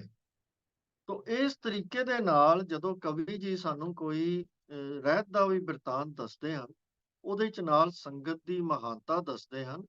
ਤੋ ਜਿਹੜੀ ਅਸਲ ਗੱਲ ਜਿਹੜੀ ਸਾਡੇ ਸਾਹਮਣੇ ਆਉਂਦੀ ਹੈ ਉਹ ਇਹ ਹੈ ਕਿ ਸੰਗਤ ਨੂੰ ਆਪ ਜੀ ਸਿੱਖੀ ਜੀਵਨ ਦਾ, ਖਾਲਸੇ ਦੇ ਜੀਵਨ ਦਾ ਇੱਕ ਅਟੁੱਟ ਹਿੱਸਾ ਮੰਨਦੇ ਹਨ। ਮੈਂ ਕੁਝ ਕੁ ਉਦਾਹਰਨਾਂ ਆਪ ਜੀ ਦੇ ਨਾਲ ਸਾਂਝੀਆਂ ਕੀਤੀਆਂ ਹਨ। ਇੱਥੇ ਤੱਕ ਅਸੀਂ ਜੋ ਡਿਸਕਸ ਕੀਤਾ ਹੈ ਕਿ ਉਹਨਾਂ ਨੇ ਜੋ ਸਾਨੂੰ ਗੁਰੂ ਦੀ ਰਹਿਤ ਦੱਸੀ ਹੈ, ਜਾਂ ਅਸੀਂ ਉਹ ਕਹਿ ਲਈਏ ਕਿ ਰਹਿਤ ਦੇ ਕੁਝ ਅੰਗ ਜਿਹੜੇ ਉਹਨਾਂ ਨੇ ਐਕਸਪਲੇਨ ਕੀਤੇ ਹਨ, ਅਸੀਂ ਉਹਨਾਂ ਦੀ ਵਿਚਾਰ ਕਰ ਲਈਏ। ਹੁਣ ਜਿਹੜਾ ਆਖਰੀ ਅਸੀਂ ਇਸ ਪੁਸਤਕ ਦੇ ਬਾਰੇ ਸਭ ਤੋਂ ਇੰਪੋਰਟੈਂਟ ਚੀਜ਼ ਡਿਸਕਸ ਕਰਨੀ ਹੈ, ਉਹ ਜਿਹੜੀ ਸਾਖੀ ਸਤਿਗੁਰੂ ਜੀ ਦੇ ਅੰਤ ਸਮੇਂ ਦੀ ਇਹਨਾਂ ਨੇ 18ਵੇਂ ਅਧਿਆਇ ਦੇ ਵਿੱਚ ਲਿਖੀ ਹੈ, ਉਹਦੇ ਬਾਰੇ ਅਸੀਂ ਥੋੜੀ ਜਿਹੀ ਵਿਚਾਰ ਕਰਨੀ ਹੈ ਕਿ ਉਸ ਵੇਲੇ ਆਪ ਜਿਹੜਾ ਐਕਸਪਲੇਨ ਕਰਦੇ ਹਨ ਕਿ ਸਤਿਗੁਰੂ ਜੀ ਦੇ ਜੋਤੀ ਜੋਤ ਸਮਾਉਣ ਦਾ ਜੋ ਆਪਨੇ ਬਿਰਤਾਂਤ ਲਿਖਿਆ, ਉਹਦੀ ਜਿਹੜੀ ਵਿਚਾਰ ਹੈ, ਉਹ ਘਟਨਾਵਾਂ ਦੀ ਗੱਲ ਹੈ, ਉਹ ਆਪਾਂ ਕਰ ਚੁੱਕੇ ਹਾਂ। ਮੈਂ ਉਹਨੂੰ ਦੁਹਰਾਉਣਾ ਨਹੀਂ ਚਾਹੁੰਦਾ ਇੱਥੇ ਸਮੇਂ ਕਰਕੇ। ਪਰ ਕਵੀ ਜੀ ਨੇ ਜਿਸ ਢੰਗ ਨਾਲ ਸਤਿਗੁਰੂ ਜੀ ਵੱਲੋਂ ਗੁਰਿਆਈ, ਗੁਰੂ ਗ੍ਰੰਥ ਤੇ ਗੁਰੂ ਪੰਥ, ਜਿਵੇਂ ਅਸੀਂ ਆਮ ਸ਼ਬਦ ਵਰਤਦੇ ਹਾਂ, ਇਹਨਾਂ ਨੂੰ ਦੇਣ ਦੀ ਗੱਲ ਦੱਸੀ ਹੈ, ਉਹ ਬਾਅਦ ਦੇ ਦੱਸੇ ਬਿਰਤਾਂਤਾਂ ਨਾਲੋਂ ਥੋੜਾ ਜਿਹਾ ਫਰਕ ਹੈ। ਪਰ ਇੱਥੇ ਨਾਲ ਸਾਨੂੰ ਇਹ ਵੀ ਗੱਲ ਸਮਝਣ ਦੀ ਲੋੜ ਹੈ ਕਿ ਇਹ ਜੋ ਪੁਸਤਕ ਹੈ, ਬਾਅਦ ਵਿੱਚ ਜਿਹੜੇ ਬਿਰਤਾਂਤ ਲਿਖੇ ਗਏ, ਖਾਸ ਕਰ ਗੁਰਬਿਲਾਸ ਪਾਤਸ਼ਾਹੀ 10ਵੀਂ ਜਿਹੜੇ ਦੋ ਸਨ, ਉਹਨਾਂ ਦੀ ਗੱਲ ਕਰੀਏ, ਜਾਂ ਉਸ ਤੋਂ ਬਾਅਦ ਲਿਖੇ ਗਏ ਜਿਹੜੇ ਸਰੋਤ ਅੱਗੋਂ ਆਪਾਂ ਡਿਸਕਸ ਕਰਨੇ ਹਨ, ਉਹਨਾਂ ਸਾਰਿਆਂ ਦੇ ਸਾਹਮਣੇ ਇਹ ਪੁਸਤਕ ਇੱਕ ਸੋਰਸ ਵਜੋਂ ਉਹਨਾਂ ਦੇ ਕੋਲ ਸੀ। ਅਸੀਂ ਅੱਗੇ ਵੀ ਗੱਲ ਕੀਤੀ ਹੈ ਕਿ ਇਹਦੇ ਲਫ਼ਜ਼ ਤੱਕ ਵੀ ਉਹਨਾਂ ਨੇ ਦੁਹਰਾ ਕੇ ਕਈ ਥਾਵਾਂ ਤੇ ਵਰਤੇ ਹਨ, ਜਿੱਥੋਂ ਸਾਨੂੰ ਪਤਾ ਲੱਗਦਾ ਹੈ ਕਿ ਇਹ ਜਿਹੜੀ ਪੁਸਤਕ ਸੀ ਉਹ ਉਹਨਾਂ ਦੇ ਕੋਲ ਮੌਜੂਦ ਸੀ, ਔਰ ਇਸੇ ਦੇ ਆਧਾਰ ਉੱਤੇ ਹੀ ਉਹਨਾਂ ਨੇ ਇਹ ਸਾਰੀਆਂ ਗੱਲਾਂ ਲਿਖੀਆਂ ਹਨ। ਠੀਕ ਹੈ ਕਿ ਉਹਨਾਂ ਨੇ ਵਿੱਚ ਬਹੁਤ ਕੁਝ ਹੋਰ ਵੀ ਪਾ ਦਿੱਤਾ ਹੈ। ਤਾਂ ਆਓ ਫਿਰ ਆਪਾਂ ਇਸ ਗੱਲ ਨੂੰ, ਜਿਵੇਂ ਕਵੀ ਜੀ ਨੇ ਲਿਖਿਆ, ਬੜੇ ਸੰਖੇਪ ਵਿੱਚ ਲਿਖਿਆ, ਮੈਂ ਉਹ ਸਾਰਾ ਬਿਰਤਾਂਤ ਪੜ੍ਹਨਾ ਚਾਹਾਂਗਾ ਇੱਥੇ। ਆਪ ਜੀ ਲਿਖਦੇ ਹਨ, ਚੌਪਈ, ਏਕ ਦਿਵਸ ਕਾਰਨ ਤੇ ਆਗੇ, ਮਿਲਕੇ ਸਿੰਘ ਪੁੱਛਣੇ ਲਾਗੇ। ਤੋ ਇੱਕ ਦਿਨ ਪਹਿਲਾਂ, ਭਾਵ ਸਤਿਗੁਰੂ ਜੀ ਦੇ ਜੋਤੀ ਜੋਤ ਸਮਾਉਣ ਤੋਂ ਇੱਕ ਦਿਨ ਪਹਿਲਾਂ, ਸਿੰਘਾਂ ਨੇ ਸਤਿਗੁਰੂ ਜੀ ਨੂੰ ਪੁੱਛਿਆ, ਕਵਨ ਰੂਪ ਆਪਨ ਪ੍ਰਭ ਕੀਨੇ, ਕਿ ਹੁਣ ਤੁਹਾਡਾ ਕਿਹੜਾ ਰੂਪ ਹੈ, ਅੱਗੋਂ ਤੁਸੀਂ ਆਪਣਾ ਰੂਪ ਕਿਸ ਨੂੰ ਦੇ ਕੇ ਜਾ ਰਹੇ ਹੋ, ਕਿਹਨੂੰ ਗੁਰਿਆਈ ਦੇ ਰਹੇ ਹੋ। ਤਿੰਨ ਕੋ ਜਵਾਬ ਭਾਂਤ ਇਹ ਦੀਨੇ, ਉਹਨਾਂ ਨੇ ਇਸ ਤਰ੍ਹਾਂ ਜਵਾਬ ਦਿੱਤਾ, ਵਾਹ ਸਮੇਂ ਗੁਰਬੈਨ ਸੁਨਾਇਓ, ਉਹਨਾਂ ਨੇ ਇਹ ਗੱਲ ਕਹੀ, ਖਾਲਸ ਆਪਣੋ ਰੂਪ ਬਤਾਇਓ। ਉਹਨਾਂ ਨੇ ਖਾਲਸੇ ਨੂੰ ਹੀ ਆਪਣਾ ਰੂਪ ਦੱਸਿਆ। ਖਾਲਸ ਹੀ ਸੋ ਹੈ ਮਮ ਕਾਮਾ, ਬਖਸ਼ ਦਿਓ ਖਾਲਸ ਕੋ ਜਾਮਾ। ਕਿ ਹੁਣ ਮੈਂ ਗੁਰਿਆਈ ਦੇ ਰੂਪ ਦੇ ਵਿੱਚ ਆਪਣਾ ਸਰੀਰ ਜੋ ਦੇਣਾ ਸੀ, ਜਾਮਾ ਭਾਵ ਸਰੀਰ, ਹੁਣ ਮੈਂ ਸਰੀਰਕ ਰੂਪ ਦੇ ਵਿੱਚ ਗੁਰਿਆਈ ਜਿਹੜੀ ਹੈ ਉਹ ਖਾਲਸੇ ਨੂੰ ਬਖਸ਼ ਦਿੱਤੀ। ਫਿਰ ਅੱਗੇ ਲਿਖਦੇ ਹਨ, ਦੋਹਰਾ, ਖਾਲਸ ਮੇਰੋ ਰੂਪ ਹੈ, ਹਉ ਖਾਲਸ ਕੇ ਪਾਸ, ਆਦ ਅੰਤ ਹੀ ਹੋਤ ਹੈ, ਖਾਲਸ ਹੀ ਮੈਂ ਬਾਸ। ਭਾਵ ਮੇਰਾ ਰੂਪ ਖਾਲਸਾ ਹੀ ਹੈ ਤੇ ਮੈਂ ਖਾਲਸੇ ਦੇ ਵਿੱਚ ਹਾਂ ਤੇ ਖਾਲਸੇ ਦੇ ਵਿੱਚ ਹੀ ਮੇਰਾ ਵਾਸਾ ਹੈ। ਅੱਗੇ ਆਪ ਲਿਖਦੇ ਹਨ ਲੋਟਨ ਛੰਦ ਦੇ ਵਿੱਚ, ਪਹਿਲਾ ਤਾਂ ਦੋਹਰਾ ਹੈ, ਖਾਲਸਾ ਖਾਸ ਕਹਾਵੈ ਸੋਈ, ਜਾ ਕੈ ਹਿਰਦੈ ਭਰਮ ਨਾ ਹੋਈ, ਭਰਮ ਭੇਖ ਤੇ ਰਹਿ ਨਿਆਰਾ, ਸੋ ਖਾਲਸ ਸਤਿਗੁਰੂ ਹਮਾਰਾ। ਇਹ ਕੋਟੇਸ਼ਨ ਅਸੀਂ ਅਕਸਰ ਸਾਡੇ ਜਿਹੜੇ ਵਿਦਵਾਨ ਹਨ ਉਹਨਾਂ ਦੇ ਮੂੰਹੋਂ ਵੀ ਸੁਣਦੇ ਹਨ। ਇਹ ਆਪ ਸਭ ਇਹਦੇ ਨਾਲ ਫੈਮਿਲੀਅਰ ਹੋ, ਮੈਂ ਐਕਸਪਲੇਨ ਨਹੀਂ ਕਰ ਰਿਹਾ। ਅੱਗੇ ਆਪ ਲਿਖਦੇ ਹਨ, ਸਤਿਗੁਰੂ ਹਮਾਰਾ ਅਪਰ ਅਪਾਰਾ, ਸ਼ਬਦ ਵਿਚਾਰਾ ਅਜਰ ਜਰੀ, ਹਿਰਦੈ ਹਰ ਧਰ ਧਿਆਨੀ, ਉਚਰੀ ਬਾਣੀ ਪਦ ਨਿਰਬਾਨੀ, ਅਪਰ ਪਰੀ, ਗਤ ਮਿਤ ਅਪਾਰੰ, ਬਹੁ ਵਿਸਥਾਰੰ, ਵਾਰ ਨ ਪਾਰੰ, ਕਿਆ ਕਥਨੰ, ਤਵ ਜੋਤ ਪ੍ਰਗਾਸੀ, ਸਰਬ ਨਿਵਾਸੀ, ਸਰਬ ਉਦਾਸੀ ਤਵ ਸਰਨ। ਹੁਣ ਇੱਥੇ ਉਹ ਬਿਰਤਾਂਤ ਦੀ ਸਮਾਪਤੀ ਕਰ ਦਿੰਦਾ ਹੈ ਕਿ ਸਤਿਗੁਰੂ ਜੀ ਦੇ ਅੰਤ ਸਮੇਂ ਜਦੋਂ ਸਿੱਖਾਂ ਨੇ ਗੁਰਿਆਈ ਨੂੰ ਬਖਸ਼ਣ ਦੀ ਗੱਲ ਕੀਤੀ ਕਿ ਅੱਗੋਂ ਆਪ ਕਿਸ ਨੂੰ ਇਹ ਜ਼ਿੰਮੇਵਾਰੀ ਦੇ ਕੇ ਜਾ ਰਹੇ ਹੋ, ਤਾਂ ਉਹਨਾਂ ਨੇ ਖਾਲਸੇ ਦਾ ਨਾਮ ਲਿਆ। ਤੇ ਅੱਗੋਂ ਜਿਵੇਂ ਇਹਨੂੰ ਅਸੀਂ ਇੰਟਰਪ੍ਰੇਟ ਕਰੀਏ ਕਿ ਖਾਲਸਾ ਕੌਣ ਹੈ, ਸਤਿਗੁਰੂ ਜੀ ਨੇ ਉਹ ਡਿਫਾਈਨ ਕੀਤਾ ਕਿ ਸਤਿਗੁਰੂ ਹਮਾਰਾ ਅਪਰ ਅਪਾਰਾ, ਸ਼ਬਦ ਵਿਚਾਰਾ ਅਜਰ ਜਰੀ। ਕਿ ਸਾਡਾ ਹੁਣ ਜਿਹੜਾ ਸਤਿਗੁਰੂ ਹੈ ਅੱਗੋਂ, ਉਹ ਹੈ ਜਿਹੜਾ ਸ਼ਬਦ ਦੀ ਵਿਚਾਰ ਕਰਦਾ ਹੈ, ਭਾਵ ਸ਼ਬਦ ਨੂੰ ਮਨ ਦੇ ਵਿੱਚ ਵਸਾਉਂਦਾ ਹੈ, ਅਜਰ ਜਰੀ, ਜਿਹਦੇ ਵਿੱਚ ਅਜਰ ਨੂੰ ਜਰਨ ਦੀ ਜਿਹੜੀ ਸਮਰੱਥਾ ਹੈ, ਹਿਰਦੇ ਧਰ ਧਿਆਨੀ, ਉਹਦੇ ਹਿਰਦੇ ਵਿੱਚ ਜਿਹੜਾ ਧਿਆਨ ਹੈ ਅਕਾਲ ਪੁਰਖ ਦਾ ਉਹ ਹੋਣਾ ਚਾਹੀਦਾ ਹੈ। ਉਚਰੀ ਬਾਣੀ, ਬਾਣੀ ਉਹ ਉਚਰਦਾ ਹੈ ਹਰ ਵੇਲੇ, ਬਾਣੀ ਨਾਲ ਜੁੜਿਆ ਹੋਇਆ ਹੈ। ਪਦ ਨਿਰਬਾਨੀ ਅਪਰ ਪਰੀ, ਗਤ ਮਿਤ ਅਪਾਰੰ, ਬਹੁ ਵਿਸਥਾਰੰ, ਵਾਰ ਨ ਪਾਰੰ, ਕਿਆ ਕਥਨੰ। ਐਸੇ ਖਾਲਸੇ ਦਾ ਮੈਂ ਕੀ ਕਥਨ ਕਰਾਂ, ਉਹਦਾ ਤੇ ਪਾਰ ਨਹੀਂ ਪਾਇਆ ਜਾ ਸਕਦਾ। ਤਵ ਜੋਤ ਪ੍ਰਕਾਸ਼ੀ, ਸਰਬ ਨਿਵਾਸੀ, ਸਰਬ ਉਦਾਸੀ, ਤਵ ਸ਼ਰਨੰ। ਐਸੇ ਖਾਲਸੇ ਦੀ ਮੈਂ ਸ਼ਰਨ ਦੇ ਵਿੱਚ ਹਾਂ। ਇਹ ਸਤਿਗੁਰੂ ਜੀ ਦਾ ਫਰਮਾਨ ਕਵੀ ਜੀ ਨੇ ਲਿਖਿਆ। ਤਾਂ ਹੁਣ ਜੋ ਬਿਰਤਾਂਤ ਅਸੀਂ ਇਹ ਜੋ ਪੁੱਛਿਆ ਉਹਨਾਂ ਨੇ ਤੇ ਸਤਿਗੁਰੂ ਜੀ ਨੇ ਜਵਾਬ ਦਿੱਤਾ, ਇਹਨੂੰ ਅਗਰ ਅਸੀਂ ਇੰਟਰਪ੍ਰੇਟ ਕਰੀਏ ਤਾਂ ਇਹਨੂੰ ਅਸੀਂ 2-3 ਹਿੱਸਿਆਂ ਦੇ ਵਿੱਚ ਇੰਟਰਪ੍ਰੇਟ ਕਰ ਸਕਦੇ ਹਾਂ। ਕਿ ਸਰੀਰਕ ਰੂਪ ਵਿੱਚ ਸਤਿਗੁਰੂ ਜੀ ਨੇ ਕਿਸੇ ਇੱਕ ਵਿਅਕਤੀ ਨੂੰ ਇਹ ਗੁਰਿਆਈ ਨਹੀਂ ਬਖਸ਼ੀ, ਸਗੋਂ ਖਾਲਸੇ ਨੂੰ ਸਮੁੱਚੇ ਰੂਪ ਵਿੱਚ ਗੁਰਿਆਈ ਦਿੱਤੀ, ਜਿਹਨੂੰ ਅਸੀਂ ਆਮ ਤੌਰ ਤੇ ਕਹਿ ਦਿੰਦੇ ਆ ਗੁਰੂ ਪੰਥ।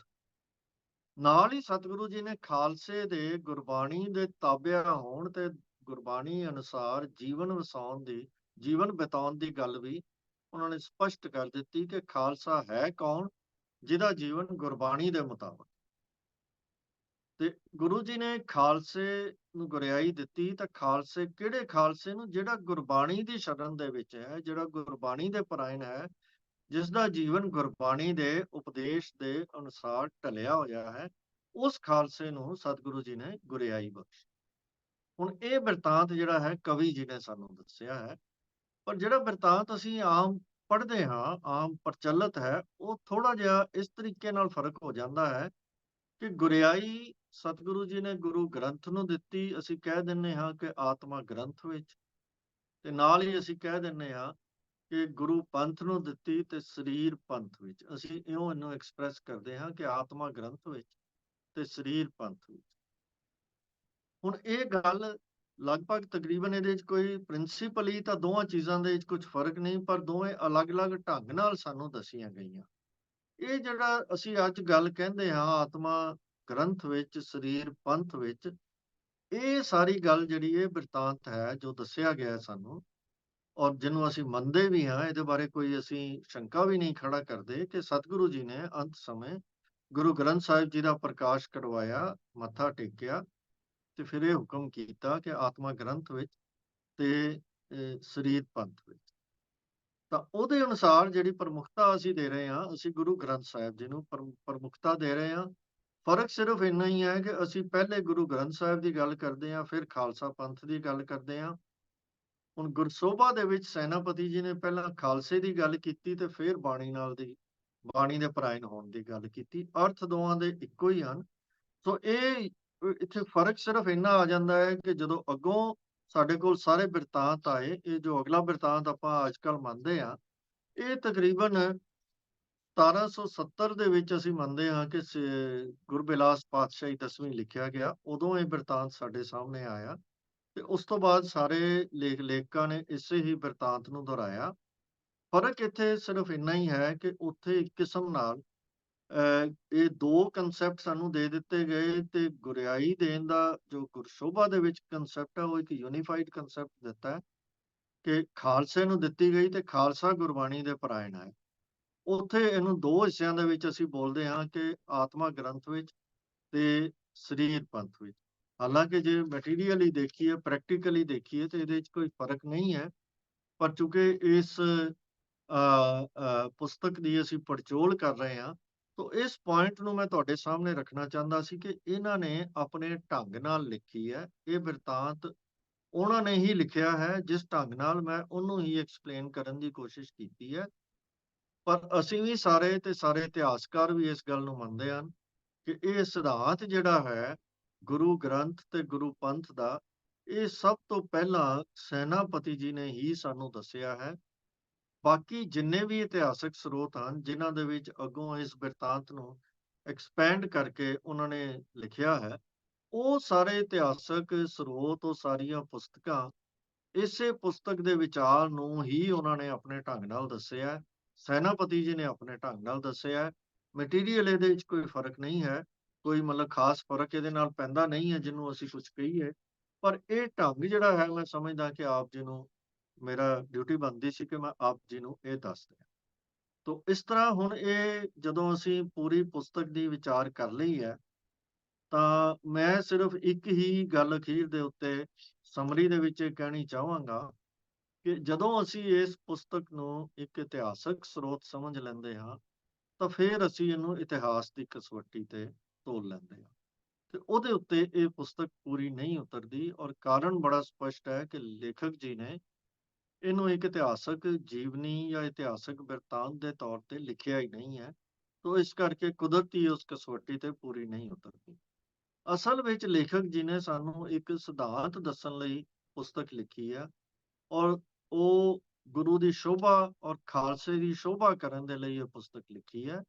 ਤੇ ਇਹਨੂੰ ਅਗਰ ਅਸੀਂ ਇੱਕ ਉਸੇ ਤਰੀਕੇ ਦੇ ਨਾਲ ਇਹਨੂੰ ਸਮਝਣ ਦੀ ਕੋਸ਼ਿਸ਼ ਕਰਾਂਗੇ, ਤਾਂ ਫਿਰ ਇਸ ਪੁਸਤਕ ਦੀ ਮਹੱਤਤਾ ਵੀ ਵਧੇਗੀ ਸਾਡੇ ਮਨ ਦੇ ਵਿੱਚ। ਸਾਨੂੰ ਇਸ ਪੁਸਤਕ ਨੂੰ ਪੜ੍ਹਨ ਦਾ ਆਨੰਦ ਵੀ ਆਏਗਾ ਔਰ ਇਸ ਪੁਸਤਕ ਦੇ ਵਿੱਚ ਜਿਹੜੀਆਂ ਵੈਲਿਊਜ਼ ਔਰ ਸਿਧਾਂਤ ਕਵੀ ਜੀ ਨੇ ਸਾਨੂੰ ਦੱਸੇ ਆ, ਉਹ ਸਾਨੂੰ ਸਾਡੇ ਜੀਵਨ ਦੇ ਉੱਤੇ ਵੀ ਅਸਰ ਪਾਉਣਗੇ। ਉਹਨਾਂ ਨੇ ਜੋ ਜਿਸ ਢੰਗ ਨਾਲ ਗੁਰੂ ਦੇ ਉਪਦੇਸ਼ ਨੂੰ ਐਕਸਪਲੇਨ ਕੀਤਾ ਹੈ, ਉਹ ਵੀ ਸਾਡੇ ਜੀਵਨ ਦੇ ਉੱਤੇ ਵਧੇਰੇ ਅਸਰ ਪਾਵੇਗਾ।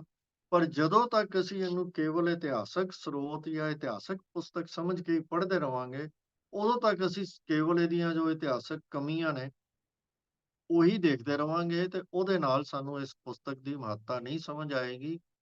ਜੇ ਅਸੀਂ ਇਹਨੂੰ ਕਿਸੇ ਕੈਟੇਗਰੀ ਦੇ ਵਿੱਚ ਰੱਖਣਾ ਚਾਹੁੰਦੇ ਹਾਂ, ਤਾਂ ਇਹਨੂੰ ਇੱਕ ਸਿੱਖੀ ਜੀਵਨ ਜਾਚ ਦੱਸਣ ਵਾਲੀ ਪੁਸਤਕ, ਜਿਵੇਂ ਕਿ ਅਸੀਂ ਰਹਿਤਨਾਮਿਆਂ ਦੀ ਗੱਲ ਕਰਦੇ ਹਾਂ, ਉਸ ਕੈਟੇਗਰੀ ਦੇ ਵਿੱਚ ਸਾਨੂੰ ਰੱਖਣਾ ਚਾਹੀਦਾ ਹੈ। ਤੇ ਜੇ ਅਸੀਂ ਇਹਨੂੰ ਰਹਿਤਨਾਮਾ ਸਮਝਦੇ ਹਾਂ, ਤੇ ਫਿਰ ਨਾਲ ਸਾਨੂੰ ਇਹ ਵੀ ਗੱਲ ਸਮਝਣੀ ਚਾਹੀਦੀ ਹੈ ਕਿ ਜਿਹੜੇ ਸਭ ਤੋਂ ਪਹਿਲਾਂ 2 ਰਹਿਤਨਾਮੇ ਸਾਨੂੰ ਮਿਲਦੇ ਹਨ, ਸਾਡੇ ਤੱਕ ਪਹੁੰਚੇ ਹਨ, ਆਪਣੇ-ਆਪਣੇ ਢੰਗ ਨਾਲ ਲਿਖੇ ਹੋਏ, ਉਹ ਇੱਕ ਸ੍ਰੀ ਗੁਰਸੋਭਾ ਇਹ ਪੁਸਤਕ ਹੈ ਤੇ ਦੂਜੀ ਜਿਹੜੀ ਹੈ ਉਹ ਭਾਈ ਨੰਦ ਲਾਲ ਜੀ ਦੀਆਂ ਜਿਹੜੀਆਂ ਰਚਨਾਵਾਂ ਹਨ, ਉਹਦੇ ਵਿੱਚੋਂ ਸਾਨੂੰ ਰਹਿਤ ਦੇ ਬਾਰੇ ਵਿਸਥਾਰ ਨਾਲ ਉਹਨਾਂ ਨੇ ਜੋ ਦੱਸਿਆ ਉਹ ਮਿਲਦਾ ਹੈ। ਇਸ ਤੋਂ ਬਾਅਦ ਜਿੰਨੇ ਵੀ ਪੁਸਤਕਾਂ ਲਿਖੀਆਂ ਗਈਆਂ ਹਨ, ਉਹ ਇਹਨਾਂ ਦੋਵਾਂ ਦੇ ਉੱਤੇ ਹੀ ਆਧਾਰਿਤ ਹਨ। ਪਰ ਨਾਲ-ਨਾਲ ਅਸੀਂ ਜਦੋਂ ਰਹਿਤਨਾਮਿਆਂ ਨੂੰ ਸਟੱਡੀ ਕਰਦੇ ਹਾਂ, ਤੇ ਉਹਦੇ ਵਿੱਚ ਅਸੀਂ ਦੇਖਦੇ ਹਾਂ ਕਿ ਲੇਖਕਾਂ ਨੇ ਕੁਝ ਹੋਰ ਚੀਜ਼ਾਂ ਵੀ ਨਾਲ, ਜਿਵੇਂ ਸਾਡੀਆਂ ਇਤਿਹਾਸਕ ਪੁਸਤਕਾਂ ਦੇ ਵਿੱਚ ਉਹਨਾਂ ਨੂੰ ਕਾਫੀ ਐਕਸਪੈਂਡ ਕਰਕੇ ਅੱਗੋਂ ਆਉਣ ਵਾਲੇ ਲੇਖਕਾਂ ਨੇ ਲਿਖਿਆ। ਬਾਕੀ ਰਹਿਤਨਾਮਿਆਂ ਦੇ ਵਿੱਚ ਵੀ ਸਾਨੂੰ ਉਹੋ ਜਿਹੀਆਂ ਕਈ ਗੱਲਾਂ ਮਿਲ ਜਾਂਦੀਆਂ ਹਨ ਜਿਹੜੀਆਂ ਕਿ ਸਾਨੂੰ ਰਹਿਤ ਦੇ ਵਿੱਚ ਅਪਣਾਉਣੀਆਂ, ਗੁਰਬਾਣੀ ਦੀ ਕਸਵੱਟੀ ਦੇ ਤੋਲ ਕੇ ਅਪਣਾਉਣੀਆਂ, ਜਾਂ ਅਸੀਂ ਆਪਣੀ ਦਲੀਲ ਜਾਂ ਆਪਣੀ ਕਾਮਨ ਸੈਂਸ ਦੇ ਬੇਸ ਉੱਤੇ ਜਦੋਂ ਉਹਨੂੰ ਸਟੱਡੀ ਕਰਦੇ ਹਾਂ, ਤੇ ਸਾਨੂੰ ਇਹ ਸਪਸ਼ਟ ਹੋ ਜਾਂਦਾ ਹੈ ਕਿ ਉਹ ਸਾਰੇ ਦੇ ਸਾਰੇ ਠੀਕ ਨਹੀਂ ਹਨ। ਹੁਣ ਇਹ ਦੋ ਸਾਡੇ ਕੋਲ ਸੋਰਸ ਐਸੇ ਹਨ, ਭਾਈ ਨੰਦ ਲਾਲ ਜੀ ਦਾ ਤੇ ਸੈਨਾਪਤੀ ਜੀ ਦਾ, ਜਿਨ੍ਹਾਂ ਦੇ ਬਾਰੇ ਅਸੀਂ ਇਹ ਤਾਂ ਕਹਿ ਸਕਦੇ ਹਾਂ ਕਿ ਇਹਨਾਂ ਵਿੱਚ ਸਾਰਾ ਕੁਝ ਨਹੀਂ ਦਿੱਤਾ ਗਿਆ। ਇਹ ਤਾਂ ਬਿਲਕੁਲ ਠੀਕ ਹੈ, ਇਹਨਾਂ ਨੇ ਆਪਣੇ ਢੰਗ ਨਾਲ ਦਿੱਤਾ ਹੈ, ਪਰ ਜਿੰਨਾ ਕੁਝ ਵੀ ਇਹਨਾਂ ਨੇ ਲਿਖਿਆ ਹੈ, ਉਹ ਸਾਡੇ ਸਿਧਾਂਤਾਂ ਦੀ ਕਸਵੱਟੀ ਉੱਤੇ ਪੂਰਾ ਉਤਰਦਾ ਅਸੀਂ ਮੰਨ ਸਕਦੇ ਹਾਂ। ਘੱਟੋ ਘੱਟ ਮੇਰੀ ਨਜ਼ਰ ਦੇ ਵਿੱਚ ਇਸ ਪੁਸਤਕ ਦੇ ਵਿੱਚ ਐਸੀ ਕੋਈ ਗੱਲ ਨਜ਼ਰ ਨਹੀਂ ਆਈ, ਜਿਹੜੀ ਗੁਰਮਤਿ ਸਿਧਾਂਤਾਂ ਦੇ ਉਲਟ ਲਿਖੀ ਗਈ ਹੋਵੇ। ਜਿੰਨੀ ਕੁ ਮੇਰੀ ਸਮਝ ਹੈ, ਉਹ ਤਾਂ ਇਹੀ ਕਹਿੰਦੀ ਹੈ। ਇਸੇ ਤਰ੍ਹਾਂ ਹੀ ਅਸੀਂ ਭਾਈ ਨੰਦ ਲਾਲ ਜੀ ਦੀਆਂ ਰਚਨਾਵਾਂ ਦੇ ਵਿੱਚ ਸਾਨੂੰ ਜੋ ਰਹਿਤਨਾਮਾ ਜਾਂ ਤਨਖਾਹਨਾਮਾ ਜਾਂ ਇਹਨਾਂ ਨਾਵਾਂ ਦੇ ਥੱਲੇ ਸਾਨੂੰ ਚੀਜ਼ਾਂ ਮਿਲਦੀਆਂ ਹਨ, ਉਹ ਸਾਰੀਆਂ ਆਪਣੇ ਗੁਰਸਿੱਖੀ ਦੀ ਰਹਿਤ ਦੇ ਬਾਰੇ ਬਿਲਕੁਲ ਸਾਡੀਆਂ ਆਥੈਂਟੀਕੇਟਿਡ ਅਕਾਊਂਟਸ ਹਨ, ਜਿਨ੍ਹਾਂ ਉੱਤੇ ਸਾਨੂੰ ਕੋਈ ਸ਼ੰਕਾ ਨਹੀਂ ਕੀਤਾ ਜਾ ਸਕਦਾ, ਕਿਉਂਕਿ ਇੱਕ ਤਾਂ ਉਹ ਗੁਰੂ ਸਾਹਿਬ ਦੇ ਹਜ਼ੂਰੀ ਕਵੀਆਂ, ਹਜ਼ੂਰੀ ਦਰਬਾਰੀ ਕਵੀਆਂ ਦੇ ਵੱਲੋਂ ਲਿਖੀਆਂ ਗਈਆਂ ਹਨ ਇਹ ਦੋਵੇਂ ਪੁਸਤਕਾਂ, ਔਰ ਇਹੀ ਪੁਸਤਕਾਂ ਨੂੰ ਆਧਾਰ ਬਣਾ ਕੇ ਅੱਗੋਂ ਰਹਿਤਨਾਮੇ ਲਿਖੇ ਗਏ। ਤੋ ਇਸ ਕਰਕੇ ਸਾਨੂੰ ਇਸ ਪੁਸਤਕ ਨੂੰ, ਖਾਸ ਕਰਕੇ ਜਦੋਂ ਇਹ ਇੰਨੀ ਸਾਦੀ ਭਾਸ਼ਾ ਦੇ ਵਿੱਚ ਲਿਖੀ ਗਈ ਹੋਵੇ, ਤੇ ਸਾਨੂੰ ਇਸ ਨੂੰ ਆਪਣੇ ਕੋਲ ਰੱਖ ਕੇ, ਘਰ ਰੱਖ ਕੇ ਇਹਨੂੰ ਪੜ੍ਹਨਾ ਵੀ ਚਾਹੀਦਾ ਹੈ ਤੇ ਦੂਜਿਆਂ ਨੂੰ ਇਹਦੇ ਬਾਰੇ ਦੱਸ ਕੇ ਇਹਦਾ ਪ੍ਰਚਾਰ ਵੀ ਕਰਨਾ ਚਾਹੀਦਾ ਹੈ। ਤੋ ਬਸ ਇੰਨੀਆਂ ਹੀ ਬੇਨਤੀਆਂ ਇਸ ਪੁਸਤਕ ਬਾਰੇ ਦਾਸ ਨੇ ਆਪ ਜੀ ਦੇ ਨਾਲ ਕਰਨੀਆਂ ਸਨ। ਪੂਰੀ ਚਰਚਾ ਕਰਦਿਆਂ ਬਹੁਤ ਭੁੱਲਾਂ ਹੋਈਆਂ ਹਨ। ਆਪ ਜੀ ਨੇ ਕਿਰਪਾ ਕਰਕੇ ਦਾਸ ਨੂੰ ਬਖਸ਼ ਲੈਣਾ, ਖਿਮਾ ਕਰਨਾ ਤੇ ਅਸੀਸਾਂ ਦੇਣੀਆਂ ਕਿ ਅੱਗੋਂ ਇਹ ਭੁੱਲਾਂ ਨਾ ਹੋਣ। ਭੁੱਲਾਂ ਨੂੰ ਚਿਤਾਰੋ ਨਾ ਤੇ ਬਖਸ਼ਦੇ ਹੋਏ ਫਤਿਹ ਗੁਜਾਓ ਜੀ। ਵਾਹਿਗੁਰੂ ਜੀ ਕਾ ਖਾਲਸਾ, ਵਾਹਿਗੁਰੂ ਜੀ ਕੀ ਫਤਿਹ।